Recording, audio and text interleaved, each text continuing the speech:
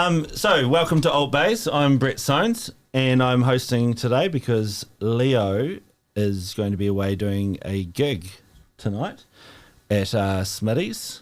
Monkey... Should have asked you what it's called before I did this. What's the name of your show called? Monkey what?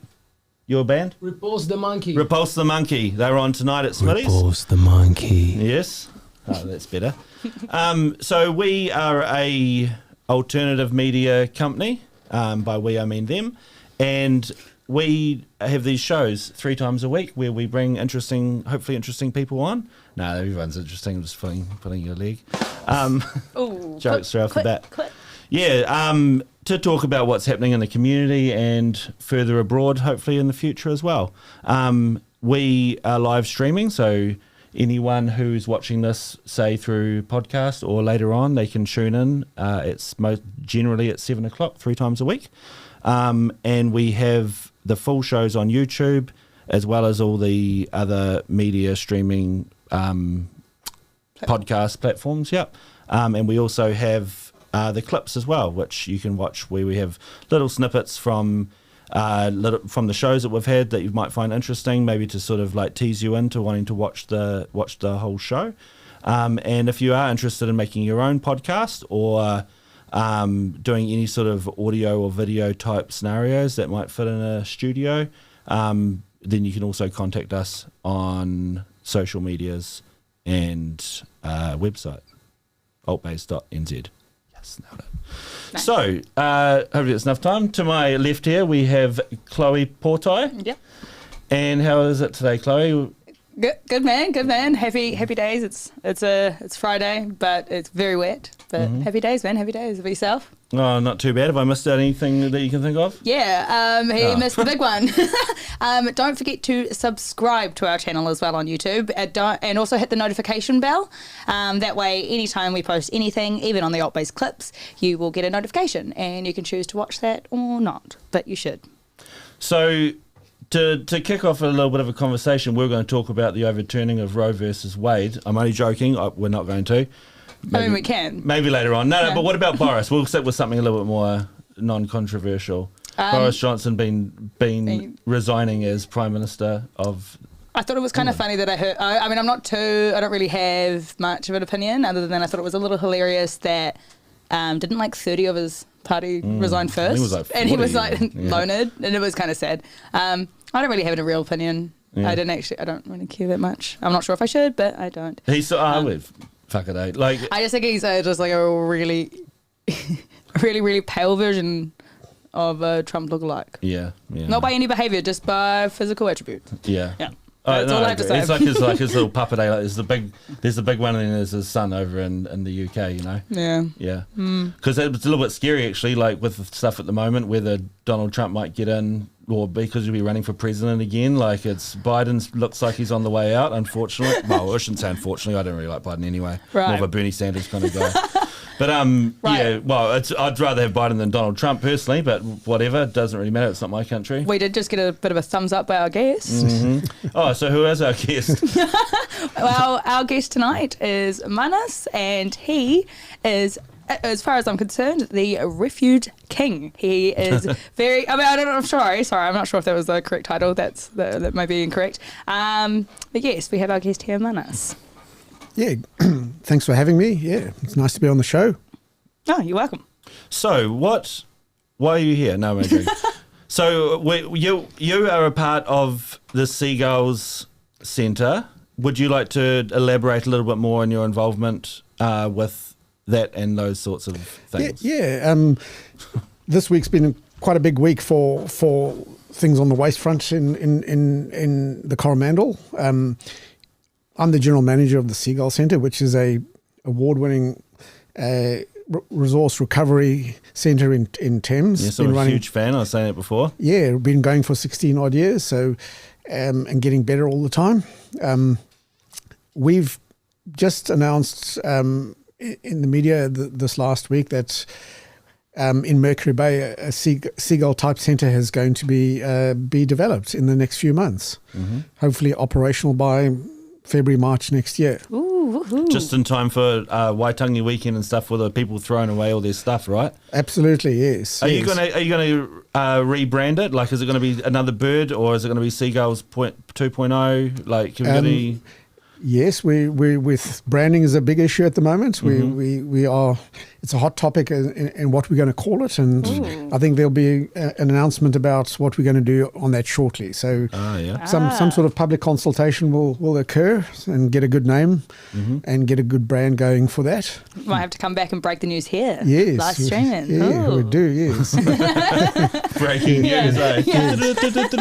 Breaking news. Yeah, so a bit of fun around the naming. We've got a couple of months around that and get a nice name with a bit of a vibe to it that reflects our local community here and what they want. Cool. Are you able, just for any of the listeners at home who or anyone watching live right now, able to explain what exactly happens at one of these centres? Yeah, so what we're trying to do is we're trying to stop usable and recoverable products going into the pit or and from there into the landfill. And what we do is at the refuse transfer stations, we construct a facility with the one at Mercury at Whitianga. It's going to be integrated into the transfer station, so it's part of the facility. But before you get to the pit, you'll have the opportunity to stop and have a drop-off centre where you can drop off usable goods, and it'd be a range of goods from building materials, clothes, electronics, bric-a-brac, houseware, etc., across the board. And we will then have a retail shop, which we will then fund our operations through the sale of what we can get from the shop. We're also going to have a specialised building waste recovery facility there as well. So all the building activity that goes on in Whitianga, we're going to be looking at recovering the recoverable materials from that. Oh, that's awesome, because I work on a lot of building sites and a lot of stuff just goes in the skip bin wasted. Yeah, I'm a bit of a dumpster diver myself, so yeah. Most people sort of, a lot of people like sort of doing that because you see stuff that can be used and recovered just being dumped. The statistics on building waste are that probably in the order of 70% of stuff going into the skip bin can be recovered. So in some form. So recovered, reused, recycled, etc. So there's a huge opportunity for us there. It'll be the first in the Coromandel, and if it hopefully it pays its way and we can roll it out to the other centres on the Coromandel. So will that be a? And I want to put you on the spot. Will that be a non-profit? We're running it as a charity. Yes. Yep. Wow. So it's a community-based organisation, by the community for the community, and so it's really up to the community how successful it is. So if we get the support and the buy-in, we can replicate what the Seagull Centre is. It's Seagull Centre is really well supported, and I've got high hopes for Whitianga to be the same. Well, there's a lot of used goods that just get thrown away here. Like when I go to the dump to like dump rubbish or whatever, if they're watching, don't listen, shut your ears. But like I have a little look around, and see if there's anything around that I might be able to just sneaky grab or something, because there's always good stuff. And like the Matarangi one's the same, but well, like on Whiti Chit Chat and what's the Matarangi community page? I'm not in it, I don't think. Oh, you're not on there. That's why you've got that new barbecue at your house. they throw away barbecues like left, right, and centre, and that like it's absolutely crazy. They'll be like not even rusty. They're just like dirty because someone didn't clean it. Yeah. I mean that sort of stuff. Even if it's a bit rusty, we've got the ability to upcycle it, clean it up, fix it. We're looking to partner with local organisations that would help us do that. Like men's sheds or something like that? Yes, yeah, absolutely, yes. And people that want to get involved, that are good at this stuff. And there's lots of people that are. We need to give them an outlet. It might be a bit naive to ask, but although we did off camera, Georgie, talk about it. What is sort of the difference, but compared to like an op shop than the sort of same deal that you guys do? I mean, is it can anyone just drop off anything, and like what happens if they were to drop something off that you guys have a look at and you can't fix? Does that just go straight into? Does it go just the other way, back around the loop, back down to the tip, or?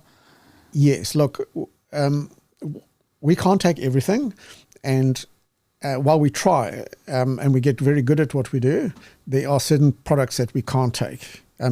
Just for instance, an old stained mattress. Gross. Yes, we can't. What sort of stains? Yeah. I'll leave that up to your imagination, but yeah, and some slightly stained ones. We've bought machinery that's, and I'm talking from the experience at Seagull Centre, that would go a long way to clean them. So in the last sort of 6 months, we've gone a long way to accepting products that we wouldn't have taken before.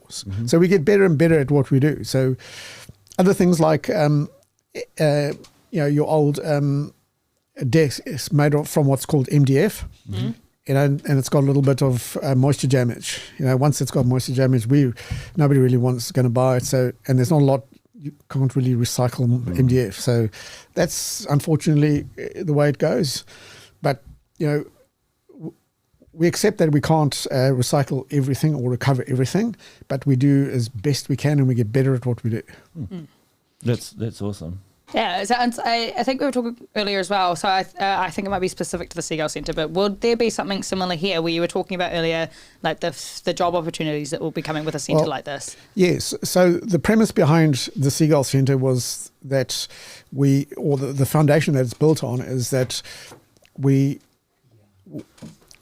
minimise waste going to landfill, we provide sustainable jobs and meaningful jobs, we provide affordable goods, and we provide educational opportunities around waste awareness and waste minimisation. So creating jobs are absolutely at the forefront of this. There will be job creation. The Seagull Centre employs 15 people, and which is equivalent with what they call what they call FTEs, full-time equivalents. So it's good, meaningful jobs. I work there. I'm the general manager. It's a substantial job. Yeah. And yes, it's looking to expand that role to other centres, on those type of roles to other centres. Yes. Because it's not just the fact that you're keeping stuff out of the ground as well, which is obviously a huge advantage, right? But just to the environment and whatnot. But like for me, I like to call it the dump myself. But I love it. Like I love going there and getting a bargain, and it's like a double sort of reward system. One, it keeps it out from going in the hole, and two, I get something that I actually needed for a price that's totally affordable, more than affordable. Yeah. Like I'm like something Andrew's like, my wife is going, you bring all sorts of crap home from the dump, but like you can get some real good stuff, especially old stuff, that's built to last and things like that, and you take that home. Like I've got a vacuum at home that I got from Seagulls for $10, and it's a Talus vacuum, and it's good. I vacuum my house with it. It's great, and I love it. The premise of affordable goods, it's exactly that. It's very, very affordable. Rather have the stuff move through the shop, and it's what they call the circular economy. Is you move it on, you might get by use by date, you maybe come and drop it off at us, and it'll this loop will carry on. Clothing is a good example. Clothing has got many life cycles. It doesn't have to be dumped. And provide affordable clothing. That's something that we one of the mainstays of what we do would be the clothing department. Just have good clothing. I know the local op shops, we probably go into competition with them, but we're on a different level really, because they've only got limited space. there's not a lot on retail space, number one, and number two, storage space for product comes in. So there's always the case they can't take any more. And we would look to, not always to say take the overflow, but from the op shops here, if they can't take stuff, the next point is the dump. And so we sort of, yes, slightly in competition, but more complementary to what they do. Well, hopefully you stop that end point. We will, yes. You know, minimise. Because some people can't be bothered taking it to the second-hand shop, right? But they have to take it to the dump, and if you're right there at the dump, then they're like, yes, okay, and also, well, like you can intercept it. Like a sieve between. Yeah, it's like the sorry, the drop-off points, which makes it easy, is it'll be open the same hours as the transfer station. So 7 days a week.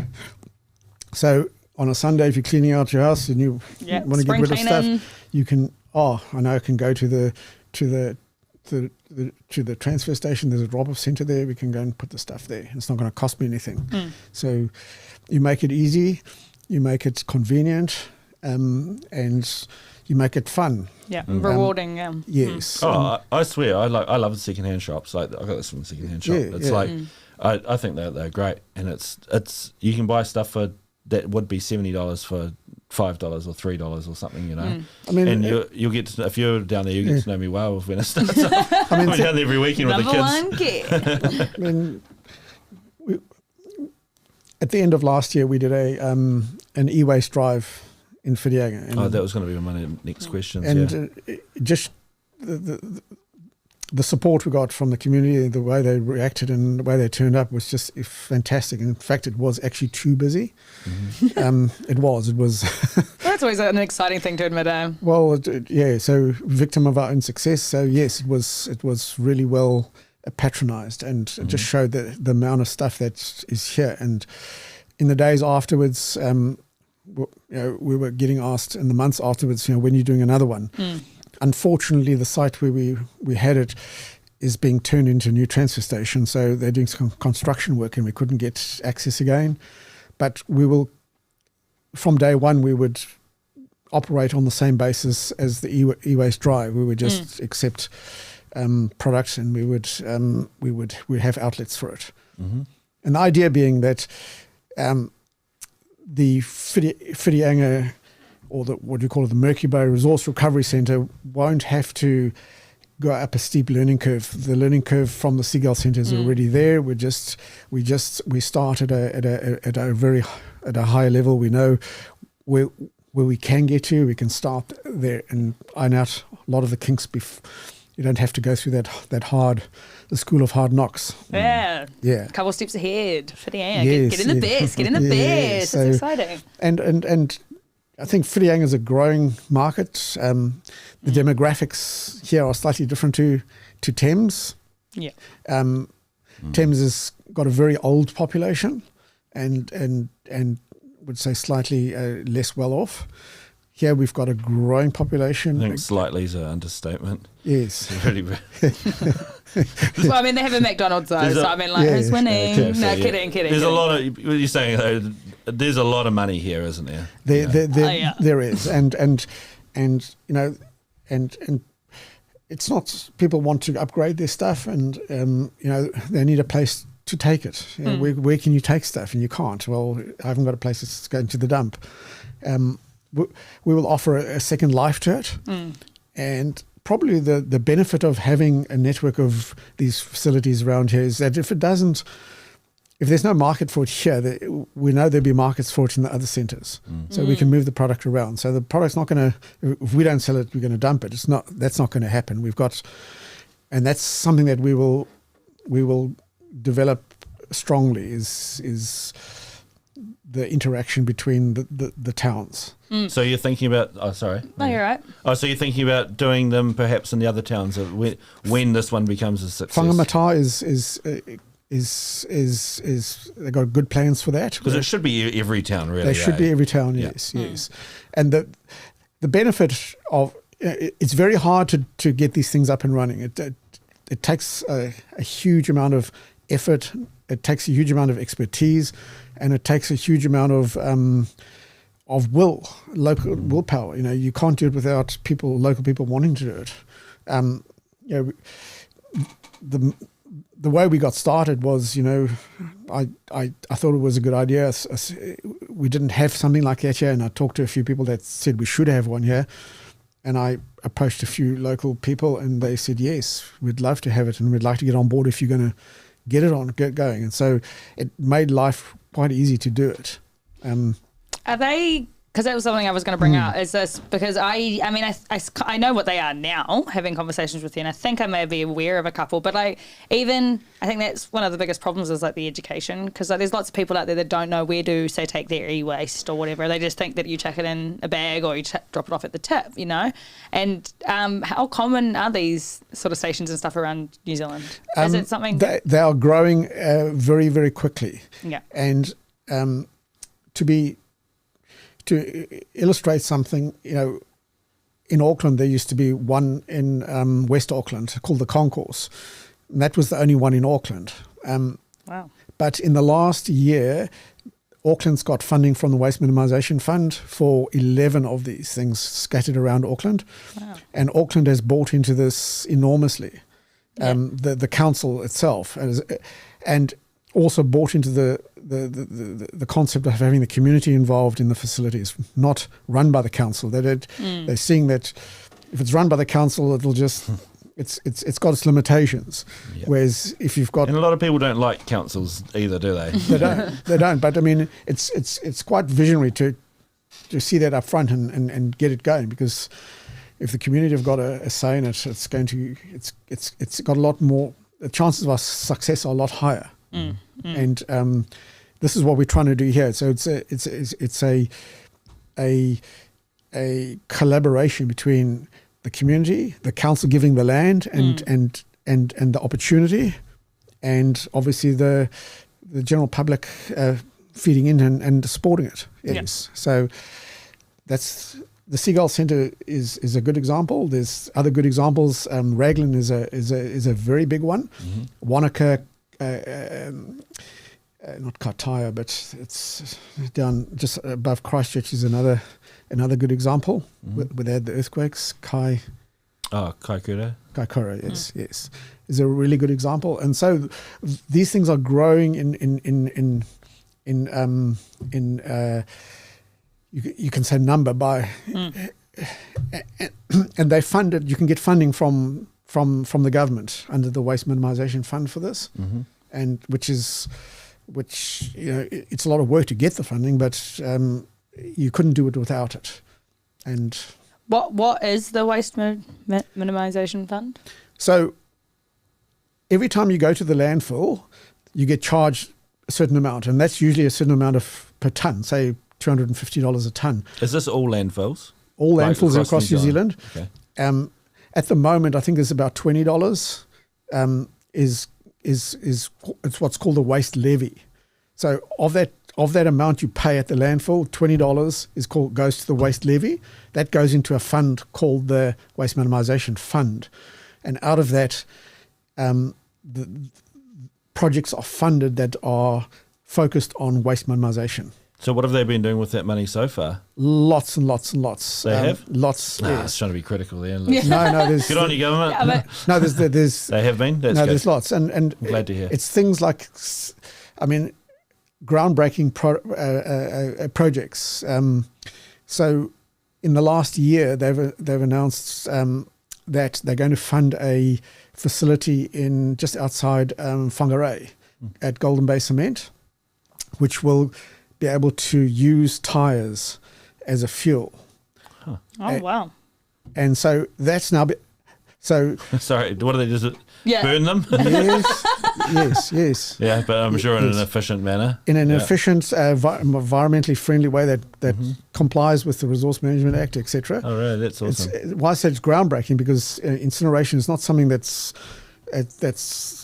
seen as environmentally friendly in New Zealand. But so they'll be able to take 75% of the current annual production of tire, or not Waste. production of tires, Wow. the waste generation of tires. not the historical sort of pile that's there, but ongoing. So That's pretty phenomenal. that's farming. That's Yeah, what as you see, groundbreaking. Yeah. it's groundbreaking. And then at local level, there's lots of things like ourselves. They funded the Seagull Centre to some extent, some of the expansions. In Pyro, they're funding a similar thing to this, which the Seagull helped mentor and get off the ground. Oh, yeah. Oh, wow. So these things are growing, but any waste product, I think, project, a lot of the e-waste that we collect, so the computers, the circuit boards, etc., we send to a company in Auckland called Computer Recycling. They've got a brand new machine, a couple of $1 million, that's able to shred and remove all the valuable products out of the e-waste. I think it's on YouTube. The like stripping of the metals and stuff like that. Yes. So that's computer recycling. I think I've seen a thing on very YouTube about that specific That's place. funded by the Waste Minimisation Fund. Oh, the YouTube video. Wow. Well, no. Yes. Probably as well. Yes. Yeah. So Yeah, no, it was pretty impressive. So the Waste Minimisation Fund is currently it's I get confused because it's changing all the time at $20 odd. It's going to go up to $60 a ton in the next few years. Wow. So you can see the incentive is if you're going to, so the landfill now is like $250. It's going to go up to like $300 because of the Waste Minimisation Fund. So there's a real incentive not to go to landfill and use the Waste Minimisation Fund. It's two-pronged, isn't it? Yes, to get avoid, that, yes, keeps yes. it out of the landfill through price and through, and opportunities. So you're creating opportunities to go somewhere else. So, and there's lots of projects. We'll in Whitianga, we're not done with just removing sort of household and products. There's going to be other things we look at. Yeah, because at Kahu's Nest in Raglan, where I'm from, best town in New Zealand, it's they oh no, Whitianga. Yeah. Yeah, I'll give it. Whitianga's pretty good. I'll give it that much. The best. Second, the sorry, I've lost my train of thought now. They've got like a steel yard, a timber yard.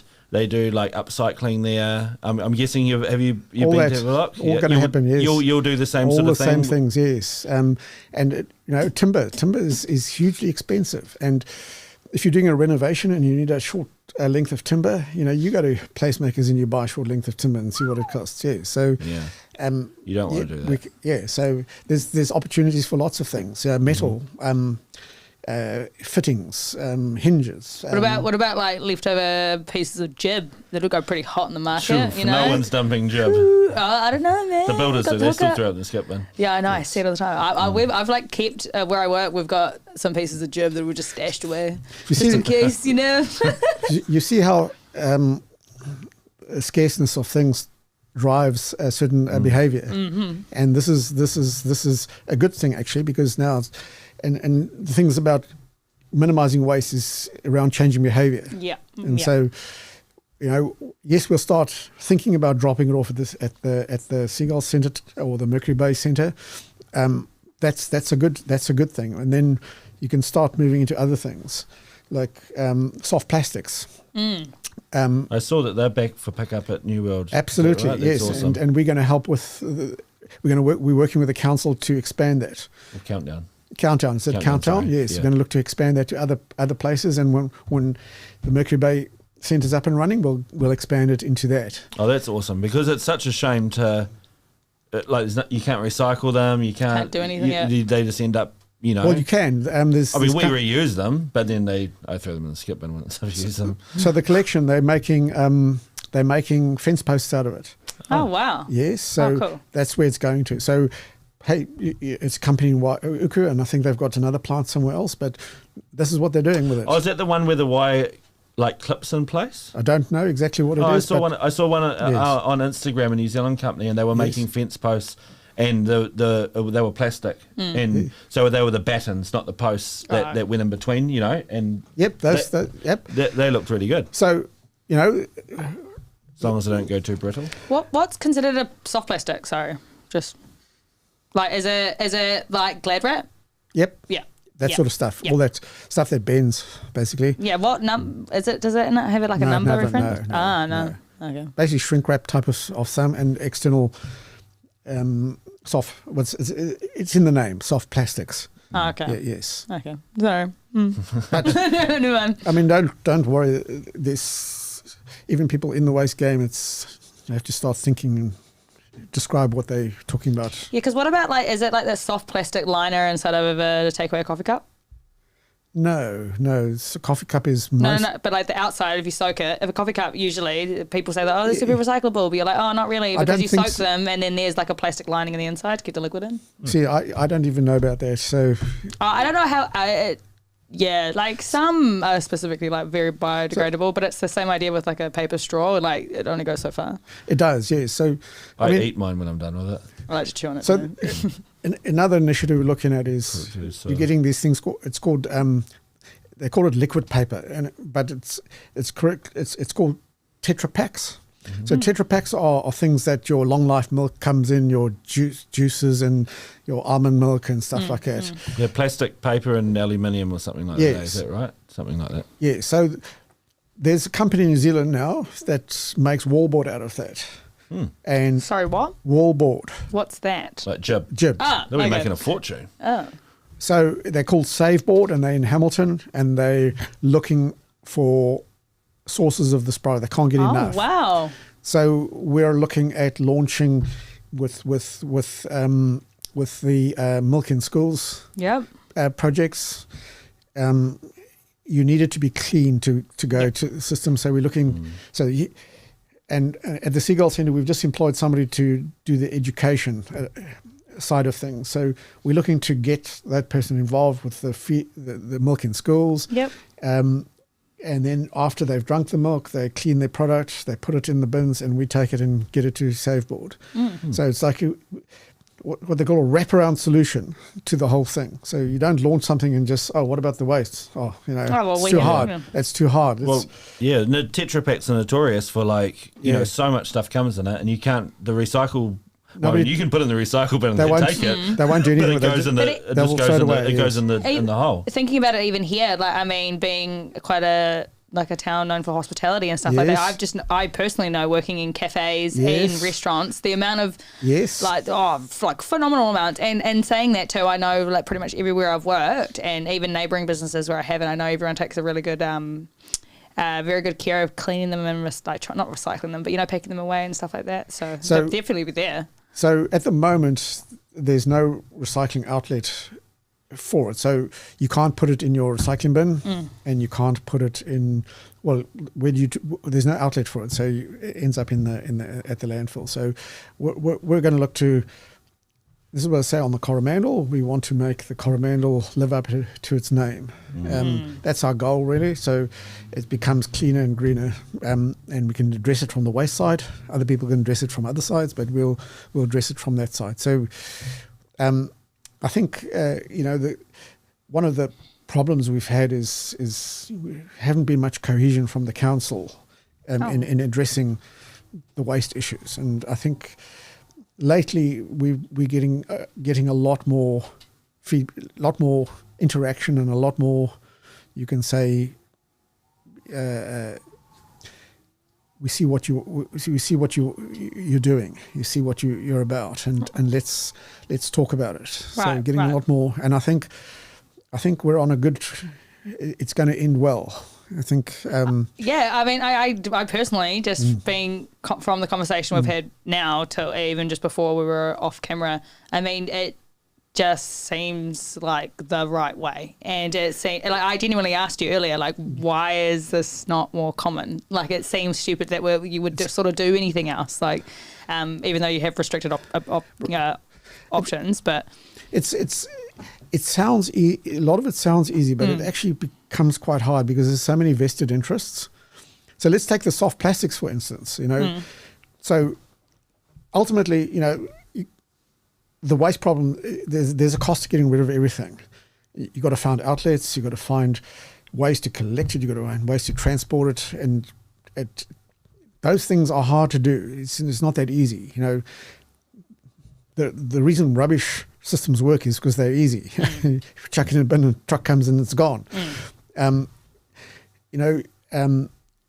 The Packaging Council runs a scheme, and people on that scheme have to pay money to join and have to pay money towards the disposal of the product. So, it's not just that easy just to go in and approach, let's say, New World and say, let's get a thing going. They've got to join a scheme at head office and roll it out from that side of things. So it takes quite a bit of effort to get it going. Right. But the thing is, if you don't do anything, it's going to stay like it is.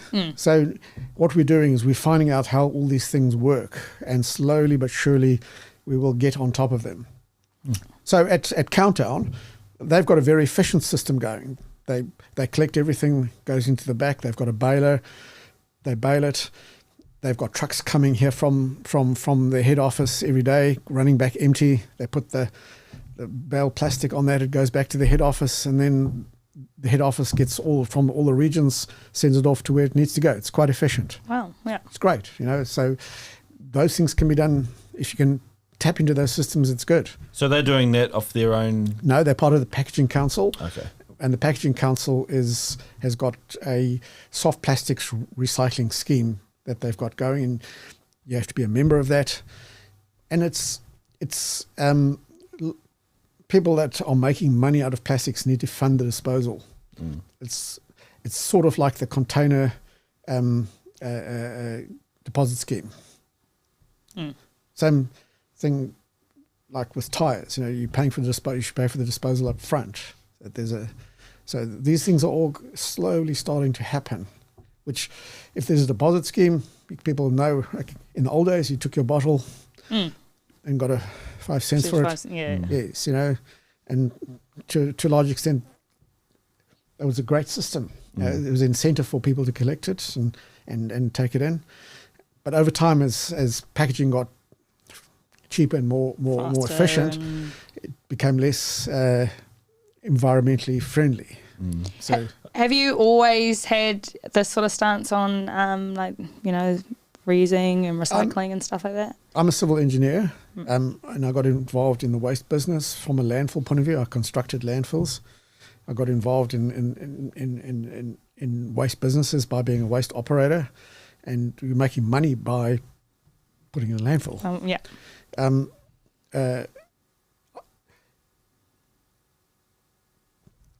So as an engineer, you look for the best way to do things. Right. So I haven't been aligned this way, but now that I am, I can go ahead and make things very efficient and get things. I can see the opportunities. I haven't liked things being thrown away. I've always seen there's an opportunity for it. Yes, to answer the question, yes, I don't like things being thrown away. Yes. Yeah. But so where does our rubbish go? From here? Yeah. If you know. If you do know where it goes. No, absolutely. I know everything. Yes. On the waste side, no. So from here, it goes to a landfill that's owned by Waste Management, which is in Paeroa. Outside, it's an old leach quarry. It's been going for 20-odd years, 25 years. It's looking to expand, and they've got limited life on that landfill, and they've applied for a consent to expand it, and that consent was declined. So they're a little bit of a quandary in the short term if they can't get their appeal, which they've gone to the next level. If the appeal doesn't work, then that landfill's got a very limited life. We're talking 4 or 5 years. Oh, really? So the next... Wow. The next landfill is... then we have to just keep our own rubbish. Next landfill closest to here would be near not near Huntley, but... Horoto? No, it's where there's a racetrack there, a new racetrack. Meri? Close to there, yes. What's the other one that's I right there? know. Mercer. It's close to there, yes. Damn, you're getting closer. I just, off the top of my head, can't remember the name, but it's... Hampton Downs. Hampton Downs, yeah. So it's quite a long way away. It's another hour and a half return trips, maybe 2 hours return trip from, maybe even more, yes, from what we got now. So just to think how far stuff from Mararangi, which is probably the furthest spot on the peninsula, going all the way down to Paeroa to dump. But I mean, there's a whole lot of other things that are happening around it as well, which are quite exciting too. So last year the council did a survey on the blue rubbish bags, and what they found was that they should make them cheaper. Could be though. I can tell you that's probably never going to happen. Damn. But what they found was that in the order of 60% of the contents were what they would call organic type of waste, food wastes. Oh, yeah. And that's stuff that can get diverted. There's no reason to have. So Raglan does that, eh? They've got. they had one and was funded by. Have they got rid of it? Well, it ran into problems. So it was funded by. Tell us. It was funded externally, and the people loved it. But the minute they had to fund it themselves, they didn't like it. Yes. Oh. I see. So people don't like paying for stuff. Especially from Apparently we don't. not a Raglan either. Yeah, So- definitely not in Raglan. So Shit, man, you're minimum wage over there. What are you supposed to do? So last week, the council approved the separation of food waste and limited organic wastes into a separate collection. So that's something that's would start when the new waste contract starts in September 2023. And we think that's a really good step forward.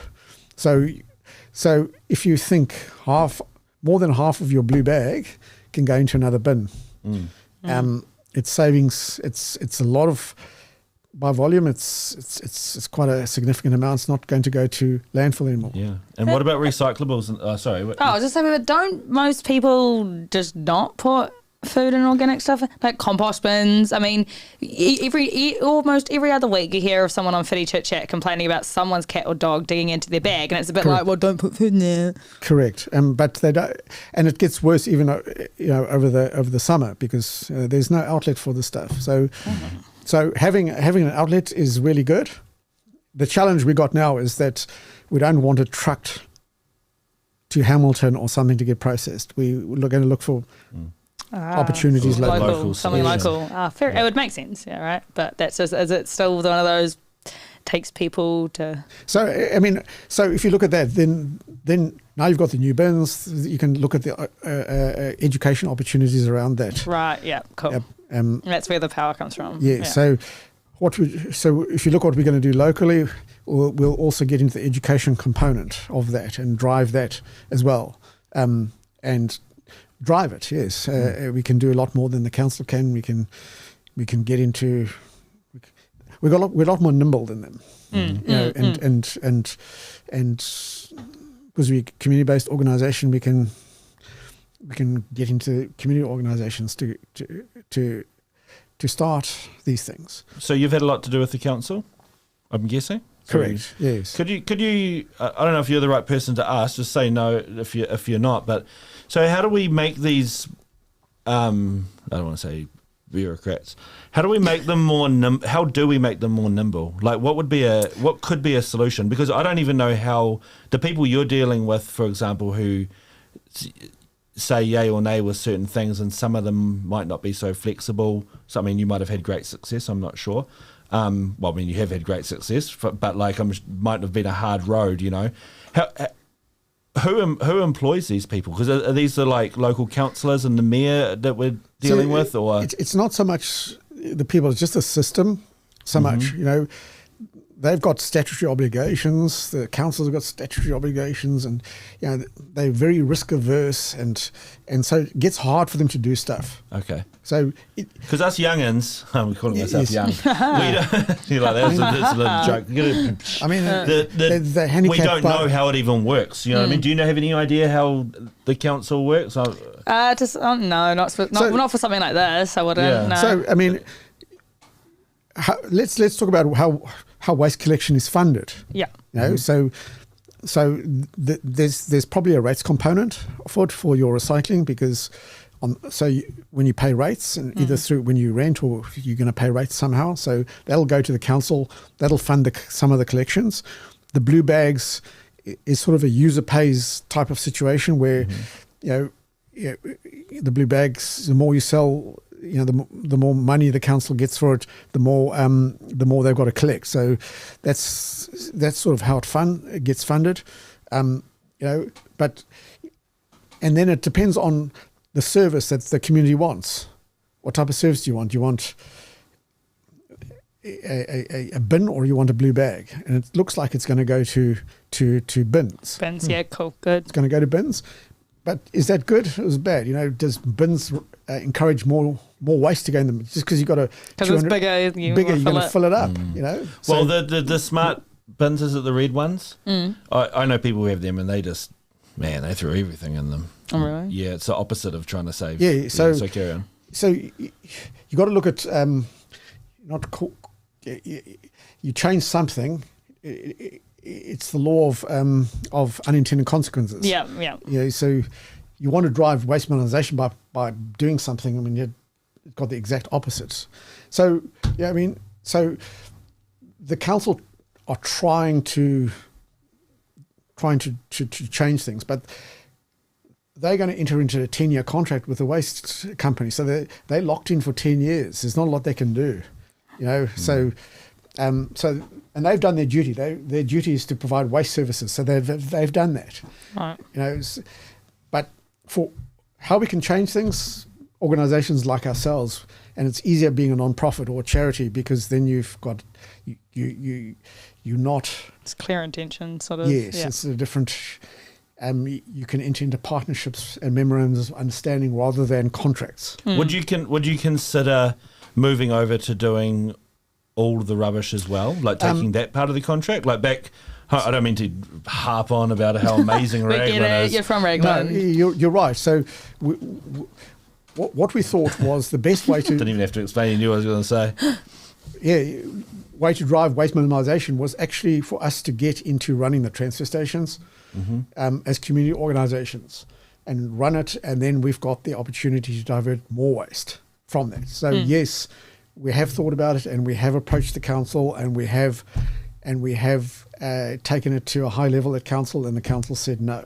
And I think from a risk, it's a risk management issue. They are too scared to do it. Yeah, there's already a huge company at the moment that can do it well. And however, we don't say that ship has sailed. It hasn't sailed quite yet.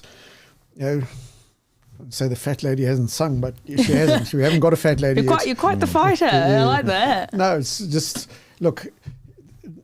Well, no doesn't mean no. It's just that. Just means that they don't really know. They just can't do it at this time. But there's ways and means of doing this. And what we're thinking, or at least I'm thinking, is that we get all these resource recovery centres established. We get runs on the board through the soft plastics, the Tetra Paks, what they call styrofoam. The packaging. No, the insulation type of things. X-Pole or something. X-Pole, yes, that sort of thing. You get some runs on the board like that. We perhaps come up with a solution for the food waste in composting that. So more and more we become a force to deal with. Yes, that's community-based. We'll get support from residents' ratepayers associations, grey power, schools. You're not just a little guy trying to do stuff. You've got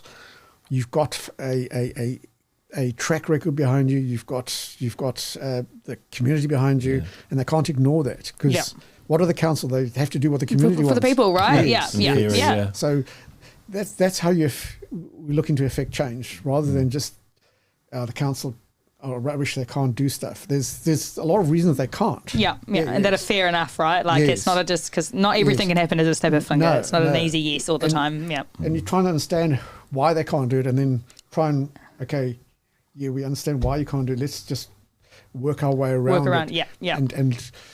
And why can Raglan do stuff and you can't? Right. Yes. Let's go and have a look at them and See what they're doing and see what we can do. And they've had their successes and their failures too, yes, They've they definitely have. had their failures. We've seen them come and go.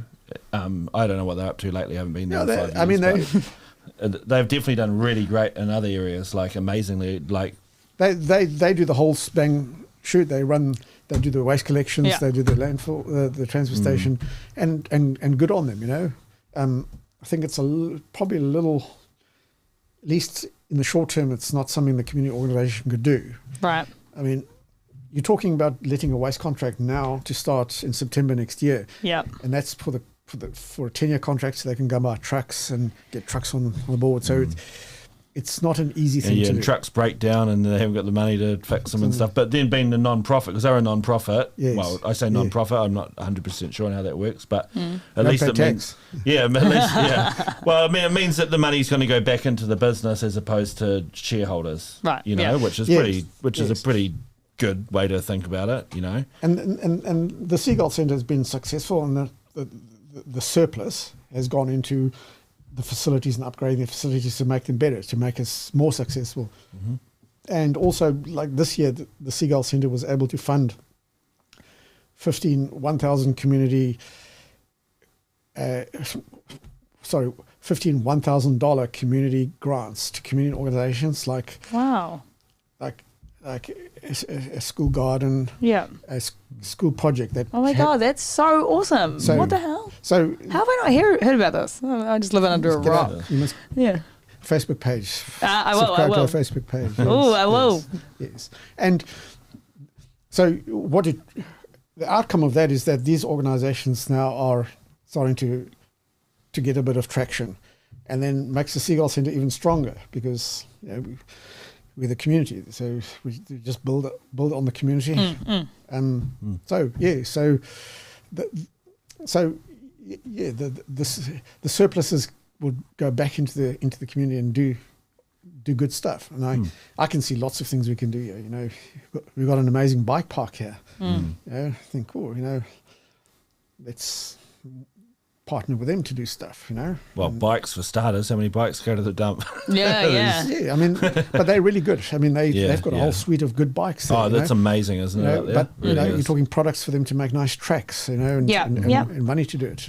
Bike park is amazing. It's a little hidden gem out there. It Yeah. really is. Yeah. Because I actually hadn't been up there until maybe a year ago, to be honest. I've been here 4 years and never went up there to look at it. When I was younger, we used to go up quite a bit, and then having just not gone for years, and then when it was starting to gain traction again, I went back out, and it's just crazy cool, man. It's so cool. Oh, so how long has it been around for? Quite a while then, isn't it? Yeah, it wasn't as much of a go big thing as it is now, but back then it was there. There was like there's a couple trails that go up the hill, obviously, and stuff like that, and there was a few little jumps and stuff. Yeah. Yeah, it's pretty mean. Yes, and look to expand on that. I mean, I'm part of Bike Mercury Bay, so I've got a sort of vested interest in that as well. Yeah. And they were looking at expanding that up the valley to have a proper mountain bike track. track, Yeah. yes. Cool. and it's got a good buy-in with the council, but we've had Cowrie dieback sort of put a little bit of hold on bugger. it. I know, which just shows there must be some nice Cowrie up there. So, Ooh, yeah. but it looked like it would be an amazing venture, and those are the sort of things we would obviously look at it in getting involved with. Yeah. The men's shed, grey power, schools, So you keep mentioning grey power. What, am I meant to know what grey power is? old people. Oh! I thought it was like a company or something. Old people bikers. You genuinely just been like grey power. Yes, just grey people. I genuinely was like, what is this grey power? They're a force. Awesome. Because one thing that I noted, I bought a computer actually from them, and there was a bit of a relationship between Kahu's Nest and Raglan and a place that was getting old lease laptops and things like that, or ones that people had thrown away, and like remaking them so that they could be sold as like a cheap product, you know. Refurbished kind and of, it was yeah. like $80 for a laptop, and we got one and it worked fine and it was great, and it was a really good way to keep them going for stuff. There's nothing really wrong with them. Well, after they're fixed, there's nothing really wrong with them, but maybe they need to replace some batteries or, some memory failures or something like that, hard drives or whatever. Is that something that you guys have in mind, something like that? Oh. Because, man, there's a lot of computers and junk that just get thrown away. The e-waste drive that we had here, I think a school turned up with 30 or 40 laptops. Yeah. So we probably ended up with about 70 odd laptops out of it. A lot of them old and stuff, but we, over the summer, a whole lot of local schoolboys would go through them and pick out the ones that they think they could fix. And probably 10, 15 out of the lot we were able to sell. Oh, yeah. Wow. The rest would go for recycling, yeah. So absolutely, that's the sort of thing we look at doing. 'Cause there's a lot you can do with a laptop too, and computers, apart from using them as a laptop and computer, like there's a lot of things you can do with, like with the actual components. Like I watched a bit of YouTube. There's a source of information for everything. And there's so many things, especially the batteries, because the batteries fade away, but quite often it's not the whole battery as a whole. One cell, one cell or a few cells on it. And so you can pull the batteries apart if you're I mean those are sort of, it's getting people interested and getting people motivated and having a defined role. So we've got a few at the Seagull Centre, a few people that are quite adept at it. And as I say, right in the beginning, I was saying how efficiently we can process stuff. So the way, they'll come in a couple of times a week, have a look what's there, take stuff home, work on it, bring it back, or just work there and fix it. Right. So most schools will have a whole lot of kids that are interested in it. Yeah. And that's exactly what I was thinking, because I remember when I was at school, I was in like my computing technical class, so we do a little bit more of like the physical stuff. We do like programming and stuff, a bit more of the physical stuff. Yep. And there was like probably, maybe just a little less than half of the students in the class had already like built their own computer app before and stuff like that. So that's like just as a hobby thing, and they've already got their knowledge, and that knowledge you can't just send somebody to a class to get it. You want to have that knowledge. So that's how you get it, and that's how that passion sort of. Yes. Fiddle around and get stuff going, and the thrill of actually making stuff work is very exciting. Exciting. It is. It creates it. That's a job opportunity in itself, and not just for what you're talking about, but when you're the sort of kid, especially that mucks around with stuff like that, you'll eventually go into IT and you'll be doing networking or something, because you have that base knowledge that you've been a kid. And the curiosity, and it's an opportunity for people to just be also like, doubles. What is it? Like, people usually use the saying as like a negative thing, but like double-edged sword, but in a positive way. You're involved in a great community initiative and stuff as well. Like, double-edged sword is positive if you're the one wielding it. Yes. Just an example, we had a youngster in Thames that used to pop along and just have a look around and just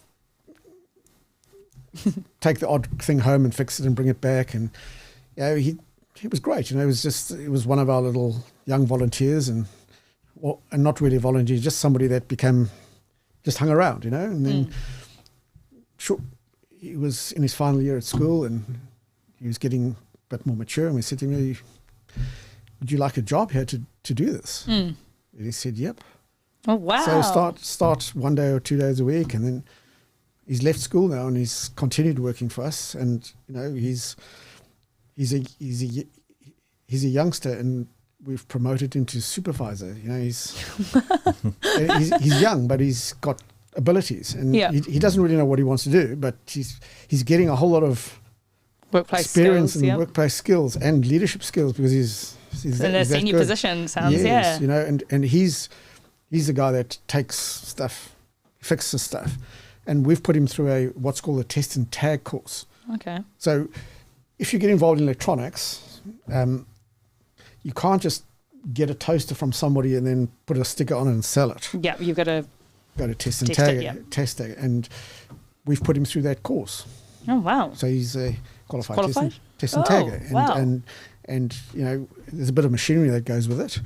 We've bought the machinery, so you know, here's a guy that's now suddenly got a real skills. Yep. You know, maybe he doesn't take it forward, but you know, the investment in him was great, because now all of a sudden we can go through heaps of stuff that perhaps we would have just cut the cord off and dismantle. We now go through and have a look and see if we can fix it. So yeah, so These real world yes, opportunities, like in jobs yes, and yes, skills yes, to gain from. yes. Jesus. And I haven't been It sounds such electrocuted a- yet from anything of yours, so he's doing a good job.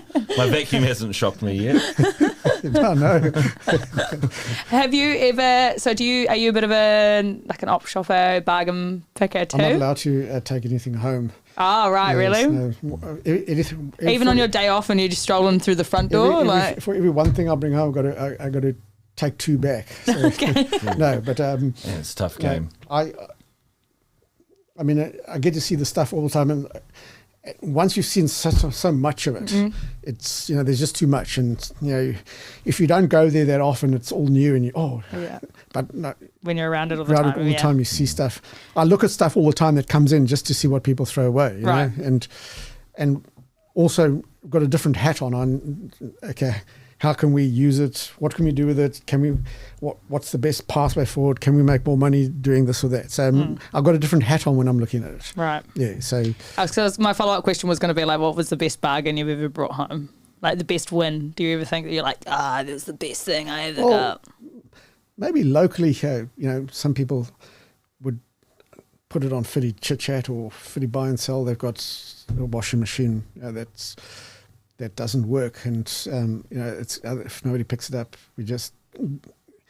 it's going to go to the tip. And I went and fetched one a few months ago, and they said it didn't work. So I think, okay, what's wrong with it? No, it doesn't go. So it doesn't pump out the water or something. Anyway, I looked at it and I said, okay, where do you start? Well, where's the drain? So I found a little thing you could drain it, and the thing was still full of water, disgusting water.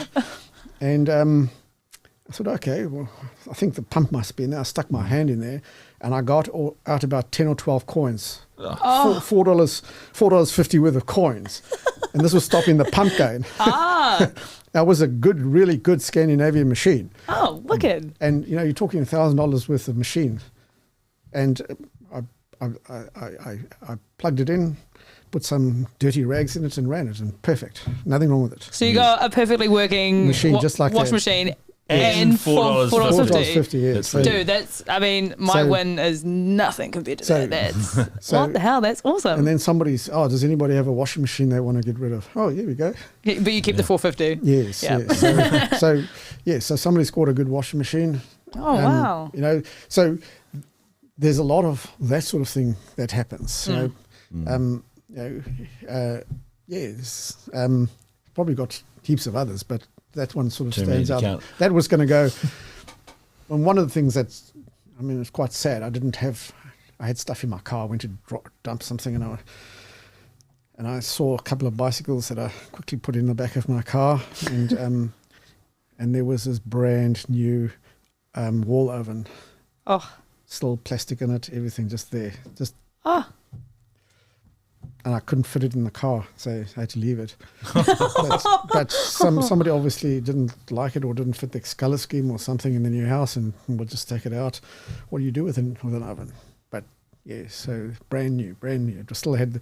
I opened it up and it had plastic stuff inside. The sad stories I that know. come out of the workplace, eh? Yes. Do you think like the whole consumerism thing is like is something that'll change with the light of these sort of stations popping up, hopefully very soon?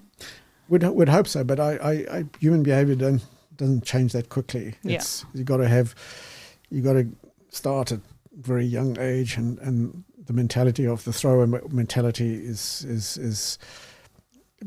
it's not say inbred, but it's a big challenge. If I said it, you couldn't do it, then you know you got to start somewhere. Yeah. And So what we're doing is something to kick it off. It's got to be backed up with a whole lot of things. There's legislation. There's education. There's Councils. councils. There's just plain doing the right thing. Yeah. You know, and so on. You know, I mean, if you can think going forward what the problems are going to be in the 20, 30 years' time, you know, it'll probably be Tesla batteries, you know, something like that, you know, or the next problem. But now we've got plastics. Plastics is a big problem. We need to reduce what. It's not sustainable. Just from a practical, common sense point of view. So we've got to do something about that. I agree. Do you compost at home? Actually do, yes. Oh, cool. Yes, Yeah. yes. Just checking. No. Man, you're lucky you Just said checking. yes. And One of the sorry, you talk about the Tesla, and what is your opinion about the lithium batteries? Because as you said, probably in the future that's gonna be a big problem for us. I'm thinking, you know, if you in terms of evolution, batteries are probably in the Stone Age, and we're probably going to get a lot smarter about the type of batteries we use going forward. Yes, so that's where the development will come. I think these large, inefficient batteries that take long to charge, that's going to move on. And because we get lithium from the soil, right? Yes. That's how we mine it. And why is so bad to throw it back? Why is so bad to dump like lithium batteries or like old cell phones? Why people say, nah, you shouldn't dump it? Why that's so bad if we bring that from the soil? You know what I mean? Yes. Yeah. Just returning it to the soil, you reckon? I didn't even know that's where you get lithium from, and They mine it, I think. Eh? They do. Oh, do you mean just from like the ground? Yes, yeah. Look, Lithium's just the electrolyte, though, right? Isn't it? In the battery itself, it's not like the battery's made of. no, it's lithium. just one of the like. Or is it electrolyte? I don't know. It's like lead as well. It's one of the components that used to create the charge, you know, or store it. I think that's current batteries are the Stone Age. Yes, Yeah, I do understand that. Do you think Yes. that solar will be the next thing? Solar power? Everything will get more efficient. More efficient. Yes, and I mean, they're talking about hydrogen. All Is- right. Oh, is- is is- it the is- hydrogen motors, you know. Hey, but What again, can be very dangerous too, eh? yeah, Hydrogen, yeah. there's problems with it. So, I mean, 100 years ago they had electric cars. So electric cars aren't new, and they had batteries, similar batteries 100 years ago. So they haven't really moved on that much from there. They've just got better materials, you know, better ways of manufacturing it, but you know, the motor and the stuff is still just about the same. Yeah, it's pretty old school way. Yes. You know? What do you think that is the worst thing that we throw in the landfill, for example? Because there's a lot of different things that we put in the landfills that Babies. probably will never melt, will never decompose. You know, like what would be the worst thing? Can't believe you said that. It's obviously not what Brett said, right? I actually never thought of anything like of it that way. I've just thought the things that shouldn't go there, not the things that go there that's going to get trapped there. I mean, there's so many things you can look at. Is nappies. Okay, we can get a lot better at that. Yeah. There's a large volume of nappies going to landfill. I know and my son worked for a company that was making biodegradable nappies. All right. And I mean, landfills, I do think landfills have got a place, and they're getting very good at what they do at the landfills. You know, they line them, they protect them from leaching. So the standard of a landfill is not what it was 50 years ago. It's the technology is really good. They recover the methane from the landfills and produce electricity from it. Oh wow. So I mean and to generate the methane, they actually need products that can decompose. So there's an argument that they want food waste there because it can produce methane. Yeah, because I've wondered that a lot about. Do you mind just to fix your microphone a little bit? Oh, let's bring it Thank closer you. to you. Yeah. It can pull across. Or you just Yep, perfect. That's Yep. perfect. Yep. Yeah, I've thought about that a lot about like when you when they go, oh, this is biodegradable and this is biodegradable, and I've just thought, well, doesn't it all just go in the same spot? Like It does, yes. you know what? So it's just gonna. It'll biodegrade and form something. So a liquid, a gas, and the liquids leach out, but they're able to collect it and treat it and pump it back in again. And the liquids themselves aid the biodegrading process, and they call this thing a digester. So it digests all the stuff Do inside. they add bacteria and that sort of stuff to There's it? probably naturally bacteria in it. Oh, yeah, Yeah, bacteria, all right. Yeah, yes, yeah, you can imagine. Silly question. Yes. I mean, some of the older landfills in the 60s, 70s and stuff, they're looking to mine them.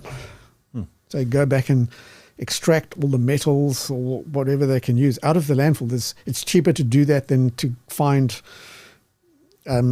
aluminium, to go and mine for aluminium. It's actually easier to mine the landfill. Be a smelly job, I'm guessing. It's quite dangerous because the gas is methane's flammable. Yeah. Yeah, so you can. Because at Ngātawahi, they've got that old dump alongside the State Highway 1 there, and they've got the vents, that come up out of the ground to off gas. Yeah. So these things continue generating gas for a while, for a long while, yes. And they have to do that because it can go woof. Whose idea was it to just start digging holes and burying everything in it? Well, look. I'm assuming it's gone like. If you live in an island and back in the days you have no other option, you throw in the sea or you dig a hole and put in the hole. Fair enough. Yeah. So, I suppose it's just that was a little less harmful back It's then. industrial age, I suppose, making stuff that you can't. Well, no, just compost or degrade. feed Yeah. Even before the Europeans came to New Zealand, the Maori had places where they put their waste. True. Yeah, but it would be like. It was only degradable puppy shells and junk. Yeah. Absolutely, but I mean the concept of putting it in a hole that's been around for donkeys. Since. Why not tie it to a balloon and send it to space? Straight to the sun. Yeah, just incinerate it. Boom, easy. That's sort of why don't we incinerate our waste? Oh well, no. I mean, like if you send it to the sun to be incinerated, like not in our atmosphere. When we get fish, I can't remember if it's fission or fusion, whichever way around it Yes. is, where it burns at like 3 million degrees Celsius or something hotter than the sun. Maybe incinerating will become a lot more of a viable option if we have Look, I mean, in unlimited power. places like Norway and Sweden, etc., they import waste to fuel their power stations. Huh. Yeah. People pay them to take the waste. They generate the power out of it, so that they're ahead. So are they they're incinerating it? Or? Yes. And when I was in the fire service, and they've got the training station and the training grounds in Aotearoa and out by the airport, and they've got these live scenario buildings where they literally light fires in them, right?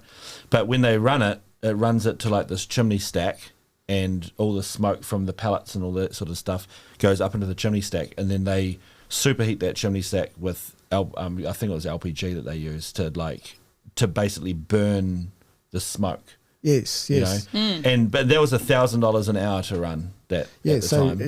And it must be a lot of LPG. Yeah. So my question is, that's my limited knowledge on incinerating efficient, to produce clean. Nothing came out the top. No smoke came out. Well, is that similar to what they do? They use natural gas or LPG. There would be a process to do that. Yes. The tire thing at Golden Bay would absolutely do that.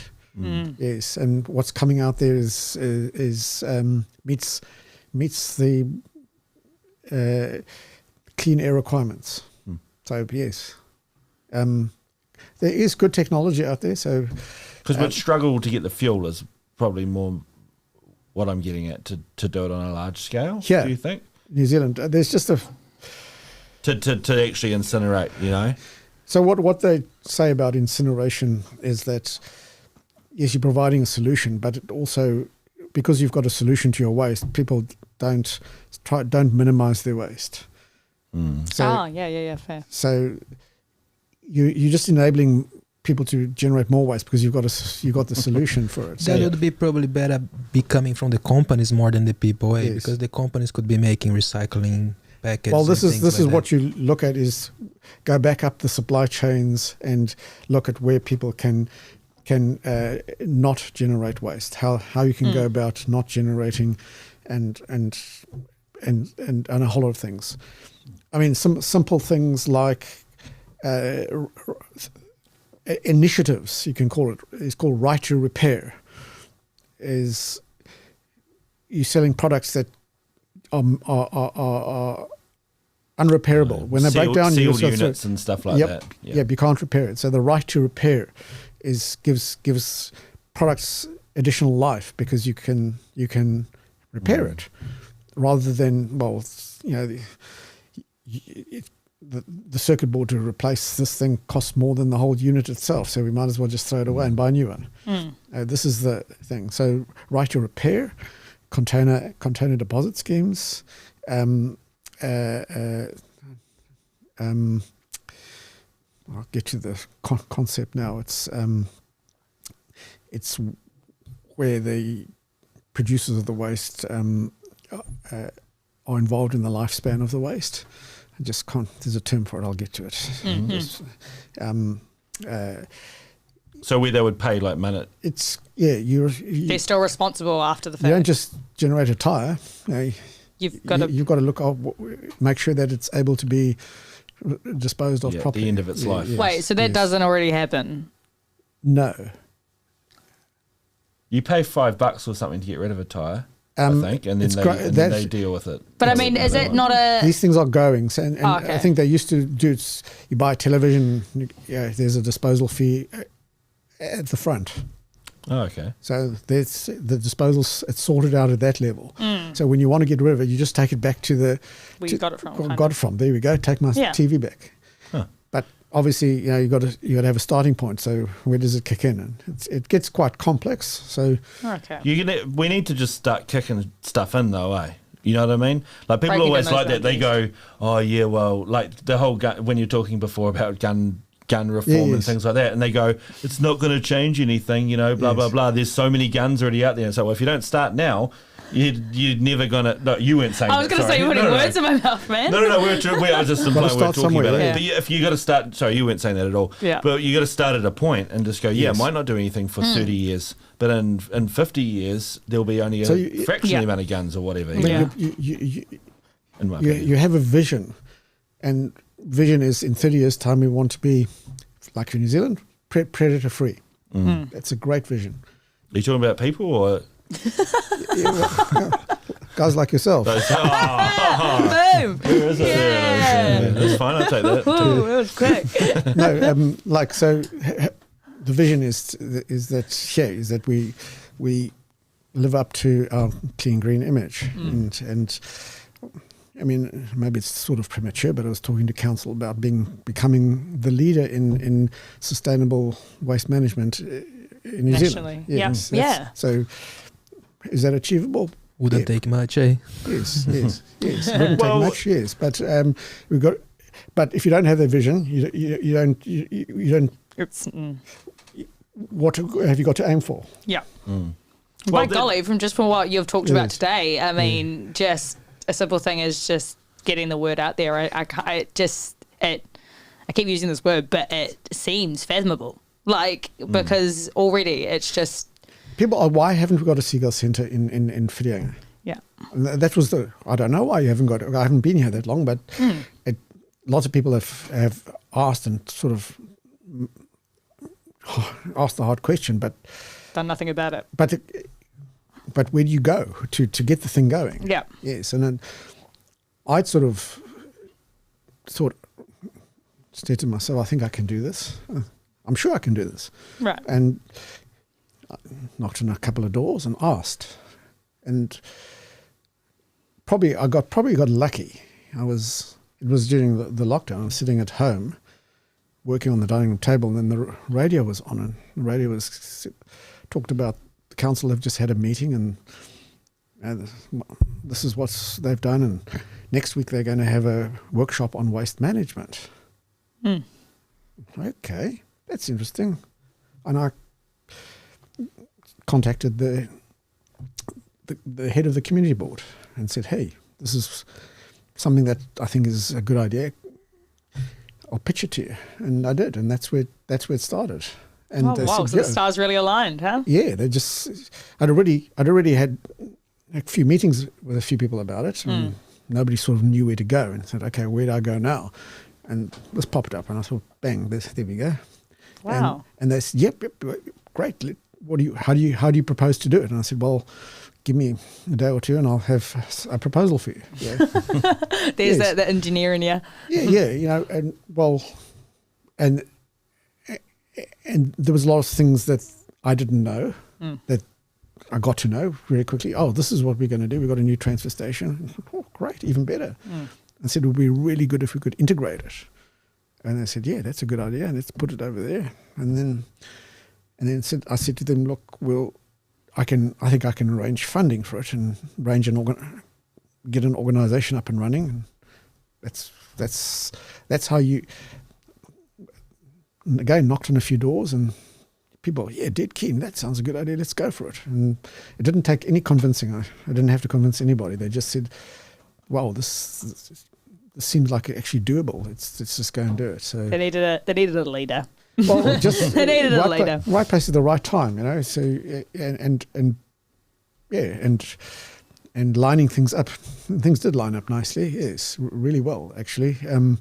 But it took a hard work to get here. But it's just, a lot of these things are hard to do. Right. And people have asked the question, but just make one or two steps, and they can't go any further because the door's closed, or they don't have the skills, or they just timing's not right. So, but great believer in if you've got momentum on something, it'll create its own momentum. And I think I'm only here because the Seagull Centre had the momentum to get where they are, to give me the launching pad to go for it. And and a lot of the things, so they've created the momentum. So we'll create momentum here, and we'll create a wave. Yeah. Yes, and hopefully we will have a big, clean, green Coromandel. By 2025. No.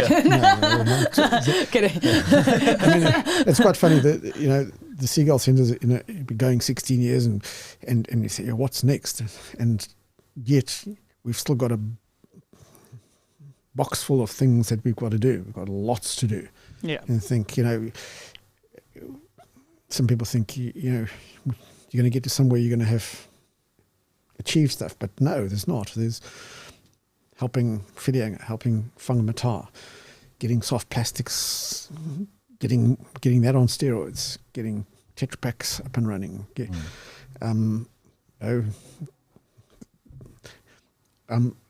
Helping the composting. It is quite exciting because there's lots to do. Yes, it's not boring. Yeah, that's one thing I wanted to double back on though. When you said the composting was 60%, of your or blue what bags. could be could be composted of your blue bags. Yes. What do you know? What the percentages of what could be recycled in that as well? Just by chance? Probably in the order All of of it. 15 to 20%. I would take a guess at. I'm probably not 100% right, but I don't think it's 5%. I don't think it's 30%. It'd be. Yes. Because you get you're talking paper, you're talking plastic, and so on. Because some things people throw in there because They don't. They're They, not- they they can't read. They can't read the bottom of the Yeah, recycling yeah. container. Yes, Yeah. they can't. Yes, and it's impossible. I try. I really do, and sometimes I give up. Yeah. Sometimes there's people that just don't care. Like at home, like shout out to my pop. He is like I used to give him a bit of flack for it because I was like, oh, you're ridiculously tedious, like da da da da. But we have like 3 different bins, and stuff that like specifically like plastic lined papers and stuff that you can't recycle. And then like I've accidentally put like a tissue in there or something, or like something that's recyclable in there. And oh my god, did I get an earful because he was so passionate about it. And Oh, he's fantastic. he's very Yes. particular, Yes. but it's just, I mean, you don't have to be that particular, but like, I mean, it's just, some people just don't care. No, there's one bin and it's all in there, and, Yeah. and some of them it's not even in the bin. It's Next the to bin. it, yeah.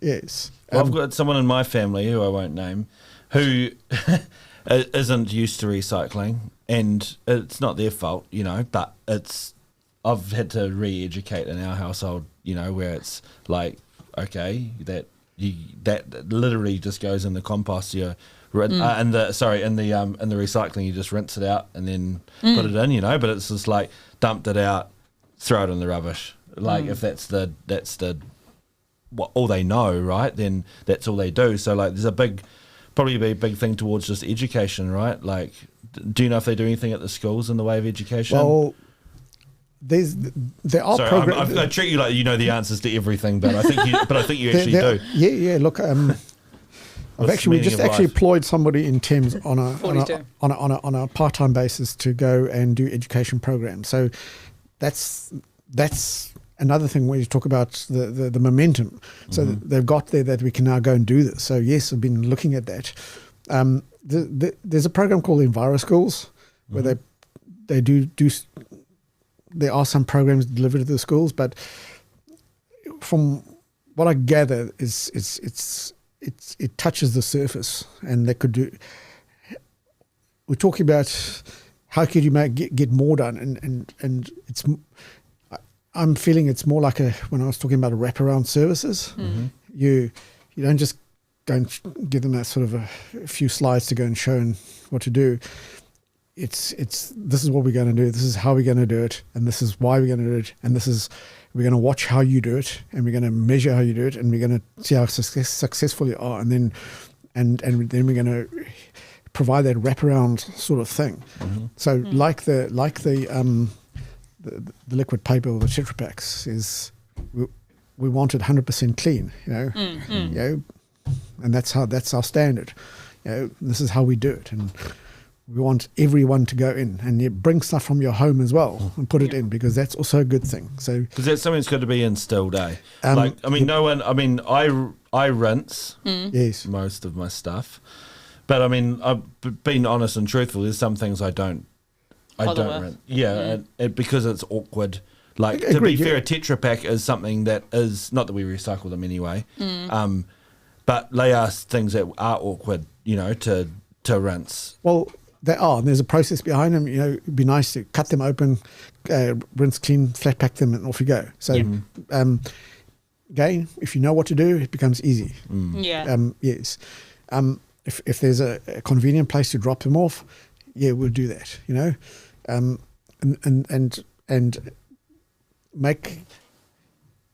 show people how, make it easy for them, and drive it.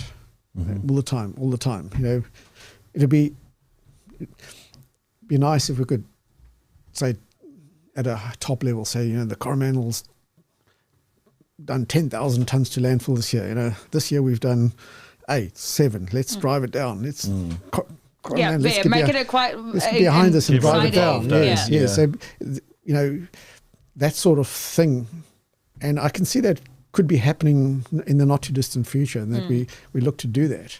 You know, but it's if you look at the councils, they would try and drive the contract efficiently that they've got. You know, get the best value out of that. So that it's hard for them, and in fact, the council have got a waste consultation process around waste going on at the moment. So next week, Wednesday, there's, I think, in Whitianga. There's a session. There's an online session as well for people that want to have their say on waste in the Coromandel. At the town hall or something like that, is it? Yes. And it's open to public. Yes. Open to the public. There's an online version as well for people that can't get to the other one. So people can have their say about waste and what do they want? What type of service do they want? Personally, I sort of know where the direction they're going. You know, they're going for, looks like a perhaps not a 240 litre bin, but a smaller 120 litre bin for your rubbish and a smaller bin for your food waste organics, which is good. You know? So yes, we'd like to have the organics processed locally, local solution for a local problem, and we'd like more community involvement at the transfer stations in some way, so that there's all the transfer stations have got something like the Seagull Centre where there's community involved in some way in reducing their own waste. Yeah. You're not leaving it to a contractor who doesn't. Yeah, 'cause when it is so far removed, you tend to not, when out of sight, out of mind, right? That's correct. Yeah, that's exactly what I was thinking, because it seems as though that's what people, like what I was saying, how people sort of like just don't care. It's a matter of whether they're ill-informed or not. It's just, I mean, if they have to see it, then it's a bit of a slap in the face, isn't it, really, for them? You go to the dump and, you know, you don't even know where to go, and they direct you there, and okay, where do I put this? And so it's not that it's hugely daunting, but it's unfamiliar and uninviting place. And breaking down those stereotypes too. Like, I mean, I've never really have a reason to go to the tip, but I like, when I think about it, I think, ugh. But then when I was talking to a flatmate about something, and he was out there talking about something, and he was explaining something, and in my head I realized I could visualize just a Whitianga tip, and I was like, oh, it's not like some scary like pile of blah blah blah, you know. Like I'm like, oh, you be. know, but it was just sort of like a manage of, oh, it's like a real thing, like, you know, I don't know, it's just that sort of out of mind thing. It is, and in a sense, if it's run efficiently, you won't even know it's there, you know, which is where the council would be driving for, is a good, efficient collection system. And we've been told where it is before, but where is this new one going in? So the new transfer station is on the opposite side of the highway to the current one. So it's down Moa Road, towards the bike park, just across the road. Was that your decision, so you can like just go for a quick bike in your lunch break? Sort of, yes. It's a big council property. There's right next to the sewage treatment plant. There's a big tall building there that's not being used. The bioreactor, it's a bit of vacant land. I think in the distant past, a couple of years ago, they used to go and drop your green waste at that site. That was the green waste site. So yes, quite a big site. It's going to be a nice facility. You'll drive in and there'll be lots of places to put your bits and pieces. That's hopefully there will be lots of signs that are informing people and where to drive. It's going to be a circular sort of route. So there's not a lot of conflicts happening and people wondering where to go. And halfway through your journey, before you get to the weighbridge, you'll have the opportunity to stop, and somebody will ask you, have you got anything that can be reused, recycled, and that you want to drop off? Yes. Well, it saves you money when you're dumping it too. And probably buy back, like we better buy back your green waste too, perhaps. Well, as compost. We'll be looking at that as an opportunity with the food waste. That'd be because some of it, like branches and junk that they mulch, and it's like you can use it for mulch or whatever. It doesn't make good compost, but the food scraps are perfect. I think if we could work on that and come up with a solution, that'd be great. Or you could get a few porkers out there and fatten them up and then sell them, right? Be nice. Yes, or convert it into food, into animal feed. Could be, but then again, you sort of have to have animals to feed it to. But I don't know if there's that many around to here. feed. So yes, Pretty farm park. I know there's a lot of Auckland's food waste goes down to Reparoa. There's a plant down there. So, but you don't want to be carting low value product all that way. Yes. Yeah, keep it local. They'll probably be in a compostable bag. I'm guessing the food waste will go into, or even like a bin, right? It'll be a wheelie bin, and they'll load it into a truck. So you'll get your nice clean wheelie bin back. Oh, it'll be cleaned. Here I am going, Hector's got a new chore coming. So it'll be just a little tiny... It'll be a dinky one. Oh, yeah. Yes. Yeah. Not like ones that you keep in your kitchen, like, well, like a little one. I think it'll be probably maybe 160 to 100 litres. I'm not entirely sure of the size. So it'll be about this big. So maybe a fortnightly pickup or something, maybe a monthly pickup. Because that's pretty big. 100 litres is pretty good size. It's a lot of stuff, yeah. So I don't think it'll be... You're like, I do that every day. No. 100 litres of food. I mean, it's not going to be not just for food waste. It'll be for other organic wastes that could go in there. So maybe a bit of lawn clippings could go in there too. You don't want to fill it like with hair? Yeah, it's biodegradable. Yeah, that's organic. Biodegradable, yes. Yeah, biodegradable. Yes. Inorganic, I grew it myself. Yeah. Where's my bit of tuss? Yeah, well, God, thank you. You probably don't use organic shampoo. Is why you didn't do it. I do. Oh, good. Thank you. Very, very good. Yeah. So is there? We'll slowly start to wrap it up. But is this initiative in need of money? Yes. So if someone how can we help? So if someone people at home help? say someone like Hoppers is listening and they go, oh, cool. Well, we've got we could get behind that, or this local supermarket or whatever. Like I'm not putting pressure on these guys, but I mean, like that is something that would. It's not going to be to begin with. I'm guessing it's going to need some financial support. So what we're doing is we're creating a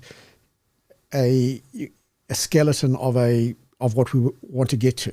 Mm-hmm. So we're going to have a very basic facility to start with.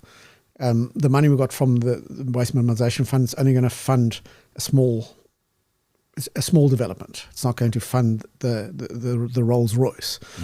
Mm-hmm. And so over time, we're going to work towards getting more funding to upgrade it and build new buildings, etc. So for capital works like that, we're going to be looking for money all the time, and that's going to be a constant theme is fundraising and trying to create surpluses out of what we're going to fund things. I mean the Seagull Centre, only in the last few months, is that we were able to put concrete on the floors of the facilities. So it's taken that long to get to that. It's looking nice though. I've noticed your upgrades going on in there. I really have to go. It's we've done a lot of good work in the last 6 months, and it's in the last 2 years we've done a lot of really good work, and it's gone to another level, and we've been able to use good, you can not say retail science, but if things look like a junk shop, people treat it like a junk shop. We're trying to create a junk shop on steroids, but you present the products well, even though they're old and stuff. So just for instance, just a certain nut and bolt, you put it into a container. So you've already done the pre-sorting. It's not just a big bin of lots of nuts and bolts that people take them and throw them away. We've actually done a lot of good presentation.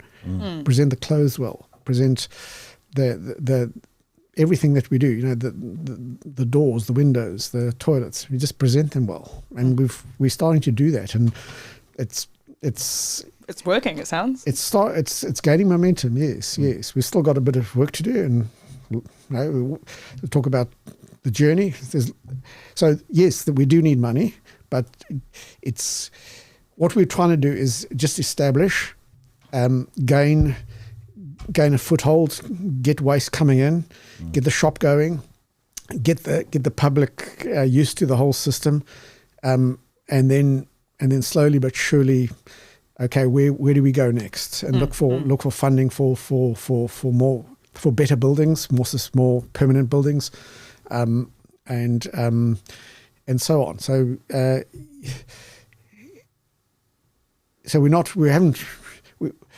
we don't have our hand out, but yes, necessarily. But yes, we do need any funding would be welcome, because it just adds onto the makes it what better we can do. Yes. So it's something that we're going to be focusing on the next up until we open, and ongoing is fundraising. So we've got this far. We've got an agreement with the council. We've got funding from the Waste Minimisation Fund, and so. We're now into build mode. We're going to build the thing, get it running, and I'd start with the concrete floor, so you don't have to do it afterwards. Yeah. No, but yes. Well, you got to see. You got what you got, eh? Biggest bang for your buck, and this is what we were after. So what we got was there's $20 million worth of in the kitty, and they get $120 million worth of requests. So we were after $1 million. We got 250,000, and we said, okay, let's see how far we can stretch this thing. And so we're going to have something quite basic, just container shelters or something similar, and we're gonna start with that. Sort of like Coromandel, theirs sort of set up. I can't even mention that. Have you been to the Coromandel dump? No. They've got a little shed. They've got a shed, and then they've got containers sort of set out the back, yes. with other things in it. Yes. Oh, Yeah. wow. I mean, we'll be a lot bigger than that. I think I mean the potential We have is the biggest one in again. New The Zealand. Coromandel. I think they're tiny, and you think, perhaps should have started a little bit bigger. We're going to start with a nice big footprint on a very cost-effective basis, and then try and, because the more space under cover you got, the better opportunity you got to do something. That's what we found in Seagull Centre. Yes, Because all you've got is outside. All you've got is some bikes, toilets, and sinks and stuff, and a couple of other little things, and everything else is undercover. Yes. Which makes it last longer too. Like you don't go there like a month, because something could sit there for 6 months before someone buys it. If it sits 6 months in the weather, you may as well thrift them, and it might as well be in the So tip. we've got very good at presenting the product, and it in some cases some days it looks like there's nothing there. You've got hardly anything there, but it's just because it's well set out and presented well, and because it's well presented and attractive, it sells. So stuff is coming in daily and sell daily. The turnaround is really quick, which is very, very good. So so those lessons learned from there, are invaluable for Whitianga. So. They run auctions and all sorts of stuff out of there too. Oh, cool. I'm actually really excited. So, I mean, here's another plug, we run online auctions. So, what? Yeah. Cool. So we online silent auction, so you can put in your starting bid and your highest bid.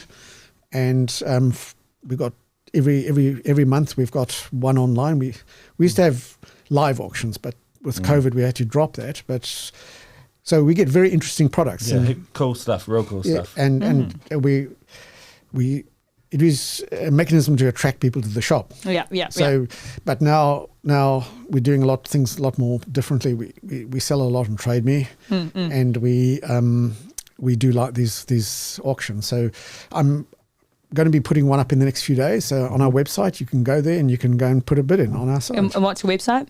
Seagullcentre.co.nz.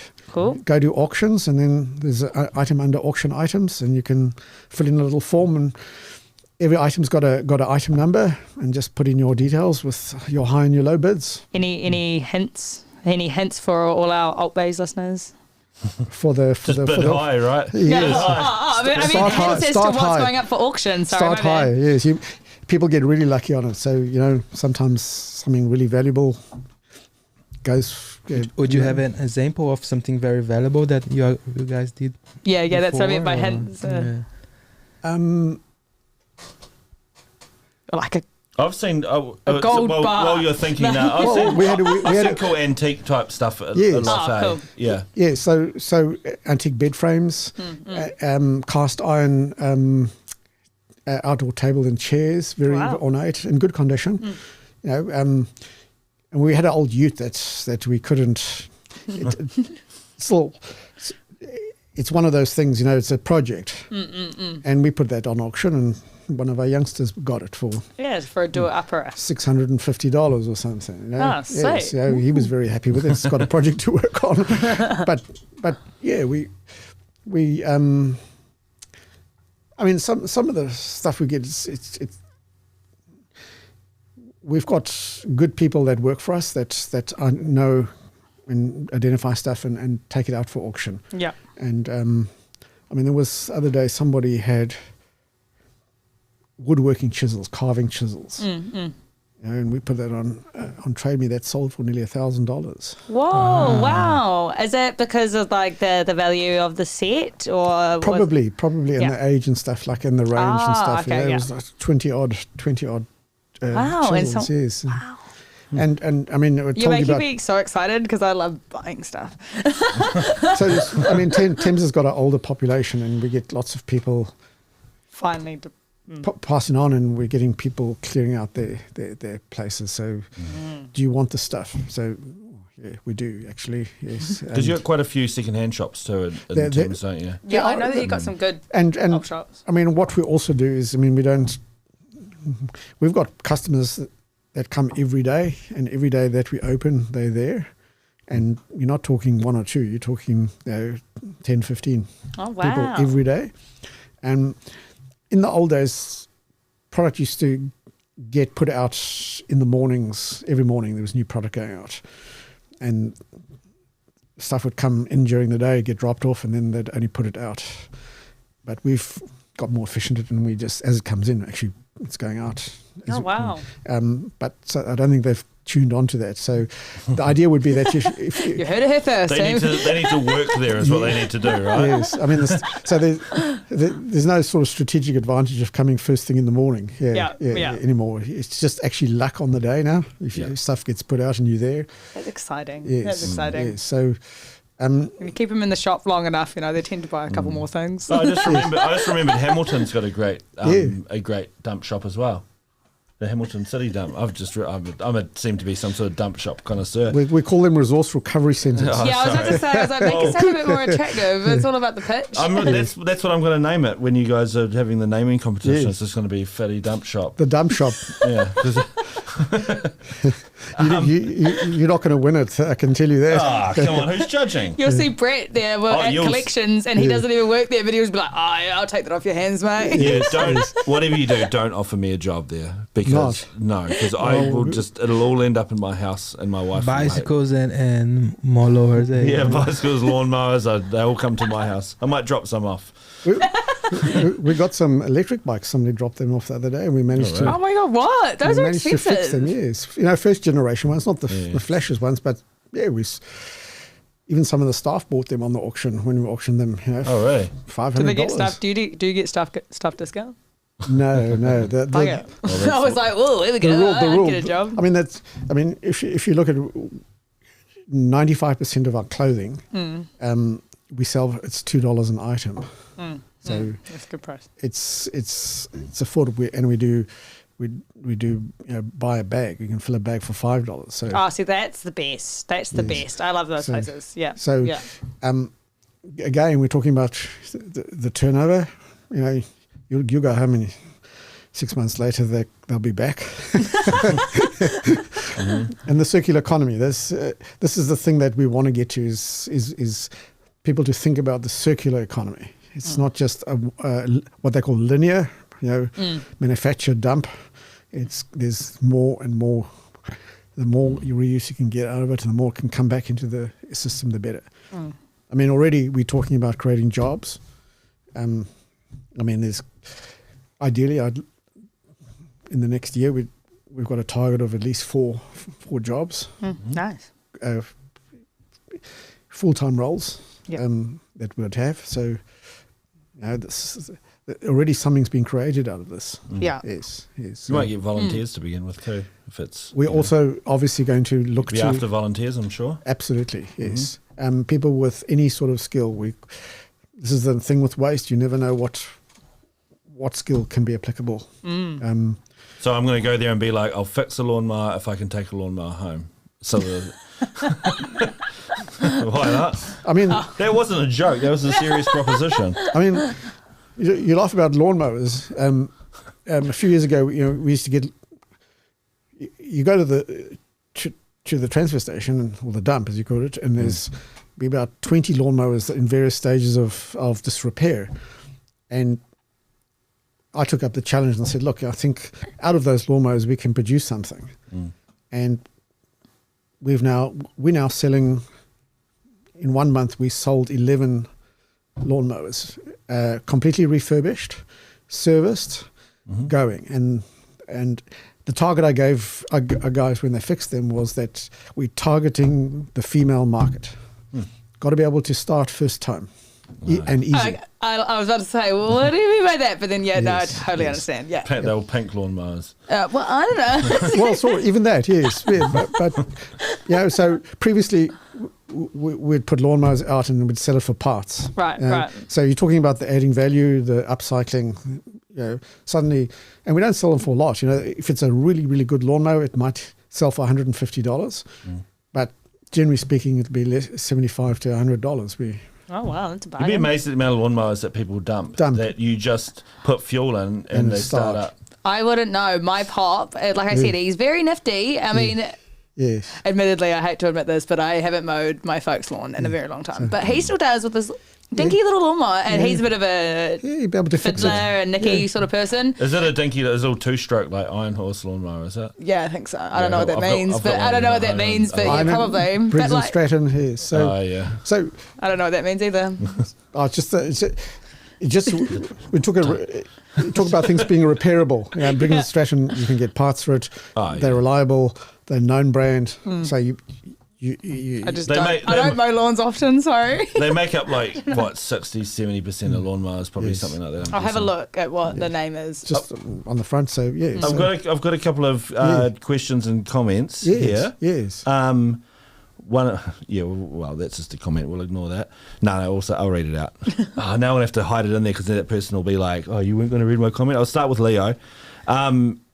Leo wants to know if New Zealand still sends plastics to Malaysia and Thailand. Are you aware of that? Sorry. It's all right. Thank you. Yes. If so, how can we make changes in the industries to keep? Okay. So, in the waste industry, in the worldwide, there's a thing called the Basel Convention, where developed countries are not allowed to send waste products to underdeveloped countries. So That seems reasonable. yeah. So the Basel Convention dictates that, and that's the first thing. So the second thing is that if you want to send waste offshore from New Zealand, you have to get a permit to do it, even to a developed country.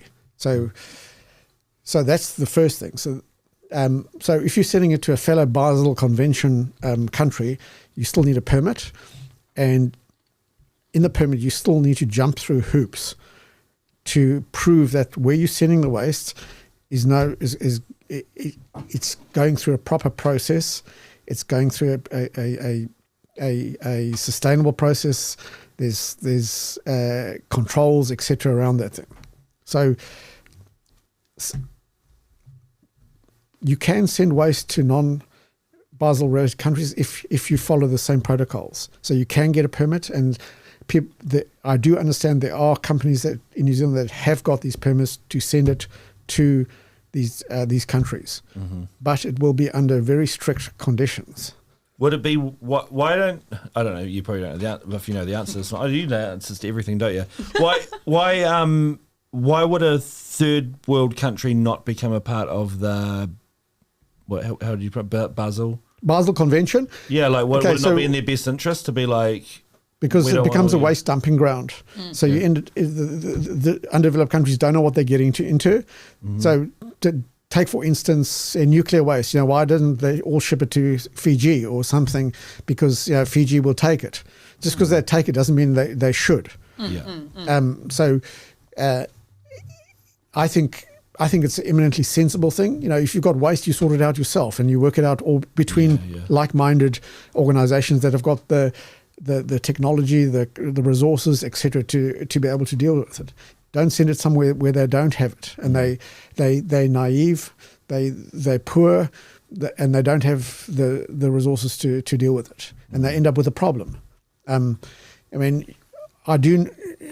China, I don't think is part of the Basel Convention, so I think you've got problems in that regard.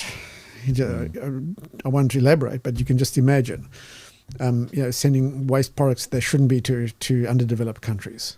So they, didn't China do this weird thing where they sent everything back to everyone else? There was a lot of that going on because a lot of the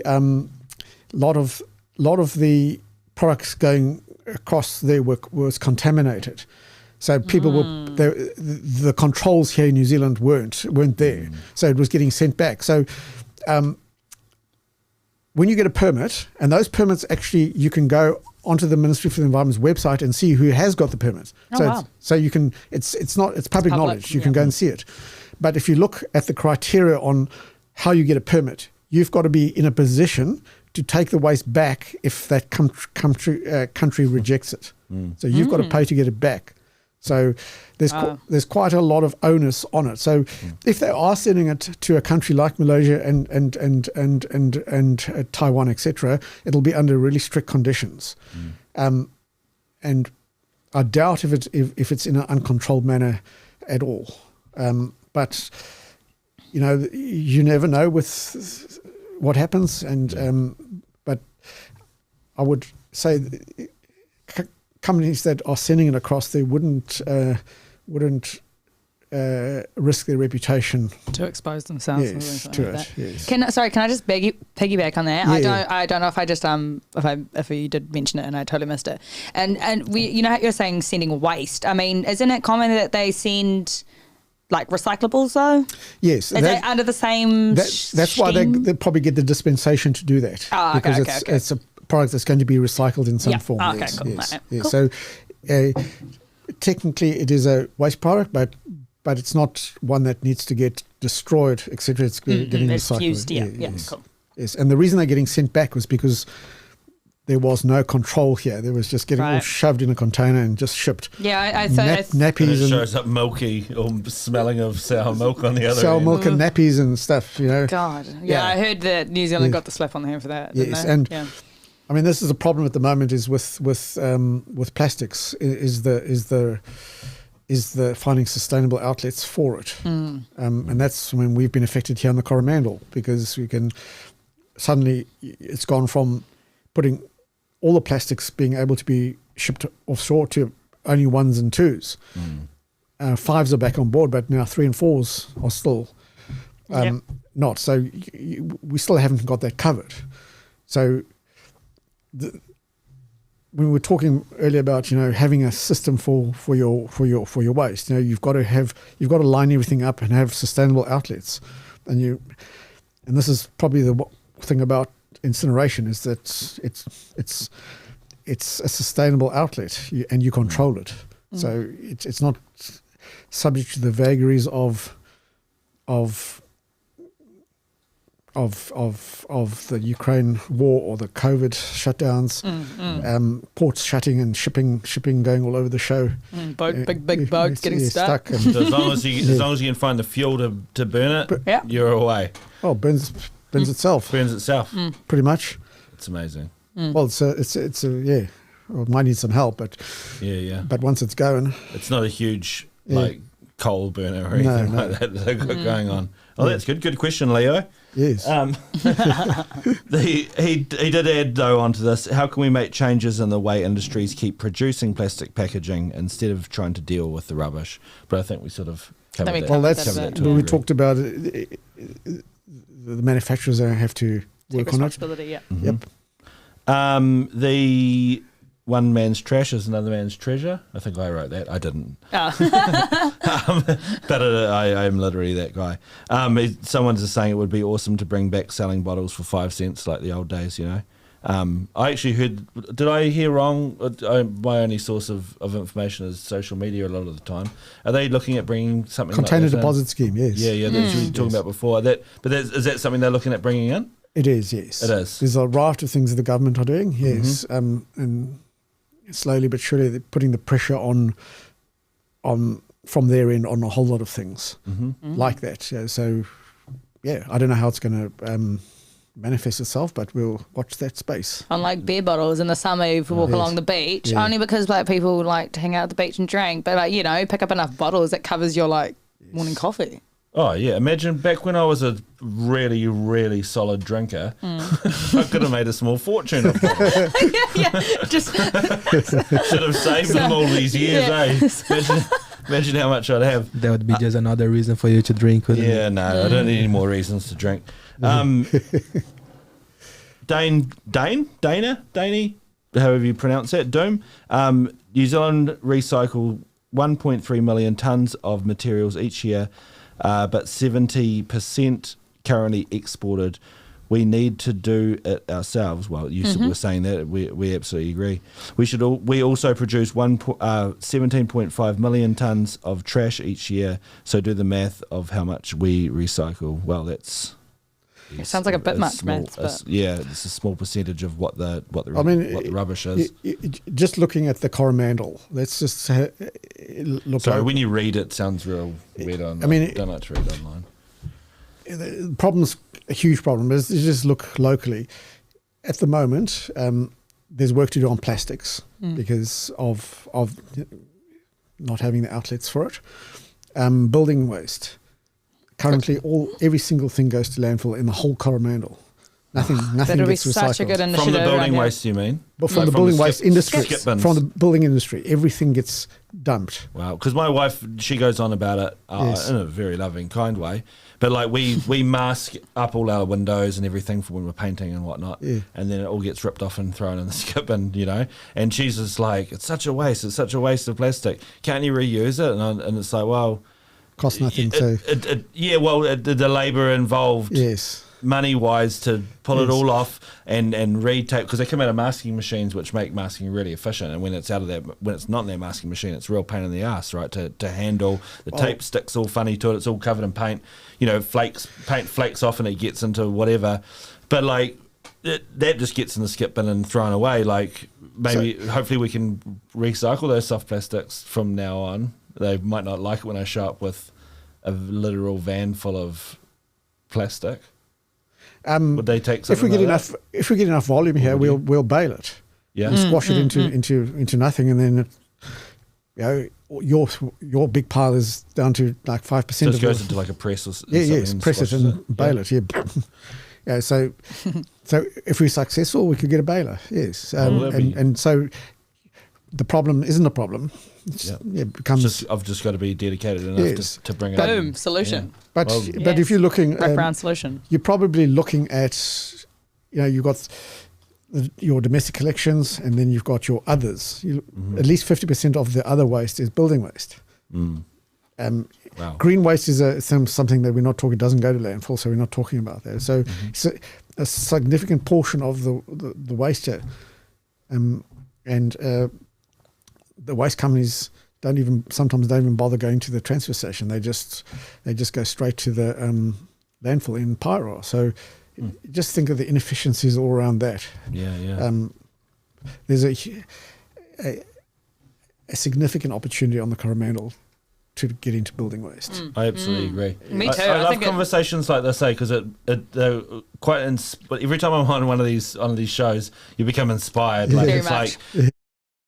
I can make sure our stuff is, for example, clean when we recycle it, you know, and I can, like, we compost at home, but you know, like to be fair, there's probably more stuff that could go in the composting and more stuff that could go in the recycling out of your general rubbish that you might not realize, you know, like, for example, you know, like bits of wood, like like that come with food, like sticks and shit with your kebabs or whatever, like there's lots of different things. Like sometimes coffee packets even come in and it'll say on it like compostable, or your herbs and spices, those they come in compostable little bags, and I'm like, I literally do this, and I'm knocking myself out, but I throw them in the rubbish, and it's literally was that bad, is it? No. It literally says You're on it. freaking him out. It literally says on it compostable, and I'm just like, now I'm outing myself on here, but there's more that we can do, isn't there? Or more I can do. I know. You sort of just shown that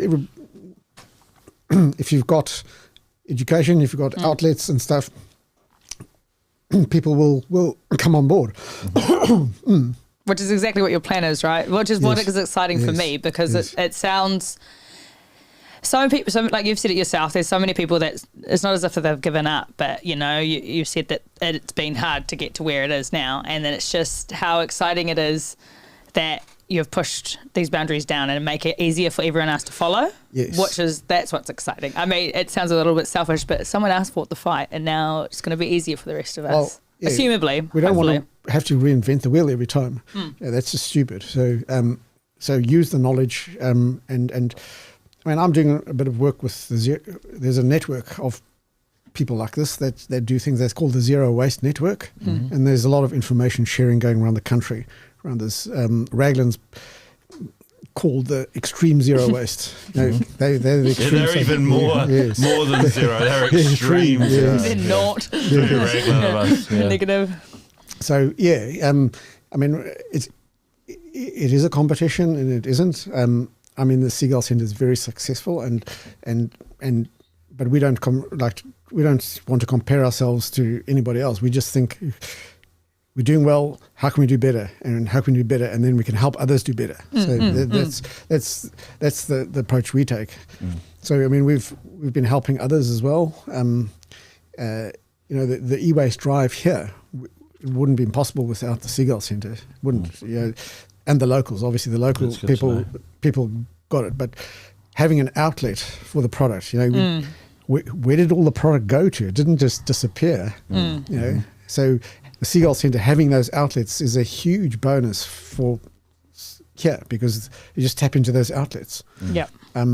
So it makes life easier for here. That's what's so exciting, though. I just think this whole idea, this whole project, is just really exciting. Like really, really exciting.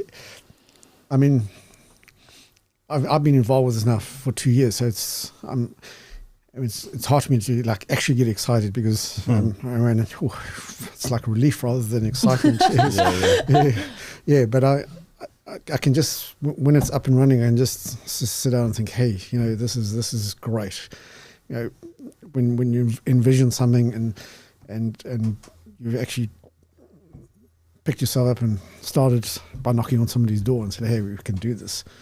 And a bit of luck was there. The stars aligned. Yes. And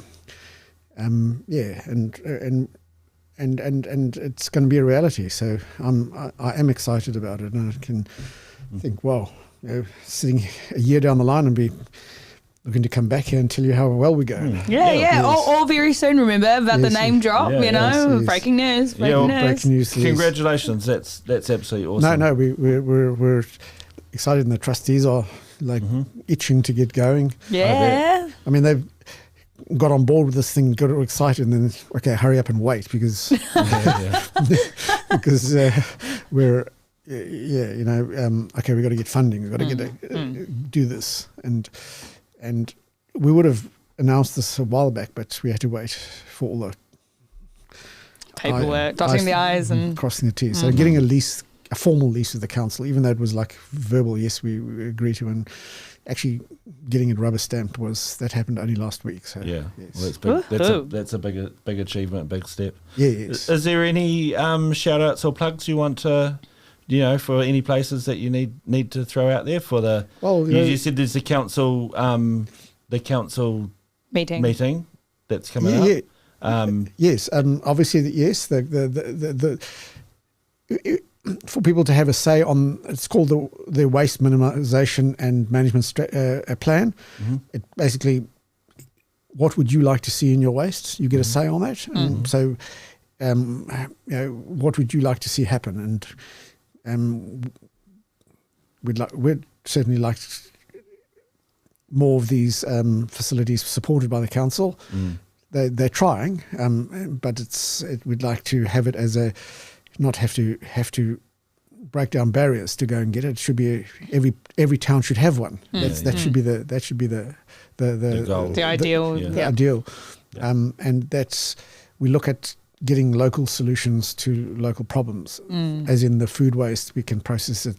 It's not rocket science. And it's not someone else's problem. No, don't make it. Yes. So that's it. Make the waste locally and try and deal with it locally too. Yes, good. and I mean, obviously the Seagull Centre's supported me in getting this thing off the ground. It's one of their goals to expand their model elsewhere. Do you want to give them a bit of a shout out? What was the website? Yes, go.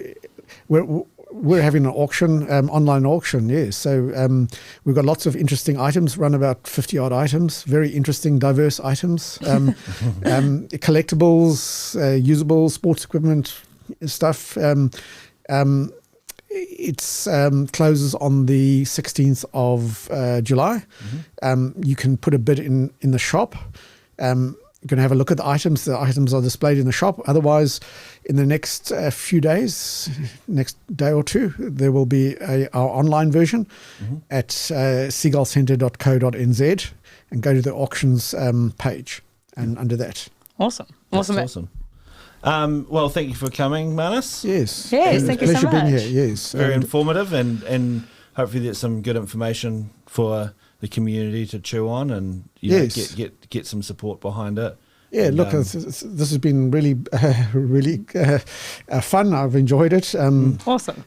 Also like to say, to our fellow trustees, and we wouldn't be here if they weren't there as well. There's a lot of work's gone on in the background, and also to our chair, Len Salt. Yeah, shout out to Len. Len has facilitated and been a great asset to us. He's just all round a bloody good man, isn't he? Yes, I love that guy. So he's, there was at one point we were at risk losing the funding. Oh, bugger. And just for timing wise, and he, in a matter of 24 hours, he pulled enormous strings to get it back. What a wizard. Must have big hands pulling all the strings. We had our local MP right to the Ministry of Environment supporting it. We had our community board members and council within. It was a Friday afternoon, and by Saturday morning, all these letters had gone out, and by Monday morning, the funding was back on track. So, Len did himself proud there, and I remember that day, and I'm thinking, she's all gone, and a day or two later, we're back on board. Yes. So, shout out to Len. Yes, good stuff, Len. Yes, thank you very much for coming. I've personally really enjoyed it, and I'm personally very excited to see. Yes. I'm just looking forward to this dump shop. It's not a dump shop. That's what I'm putting. Maybe Pukeko, that could be the next one. Yes, we are looking for a name, and watch the space. We will have something out in the media shortly around that. Awesome. Okie dokie. Thank you very much. We'll wrap it up. Yes, thank you. All eyes on me. Is that how it works? Yeah. Good. ALTBAYS Media. Look us up on Facebook, Instagram, YouTube, ALTBAYS.nz as well. And don't forget to like, subscribe, and hit the bell. I don't even know what the bell does. Hit the notification bell. Yeah, but hit it, because that's what we need. So thank you very much. Cool. Cheers for coming. Woo.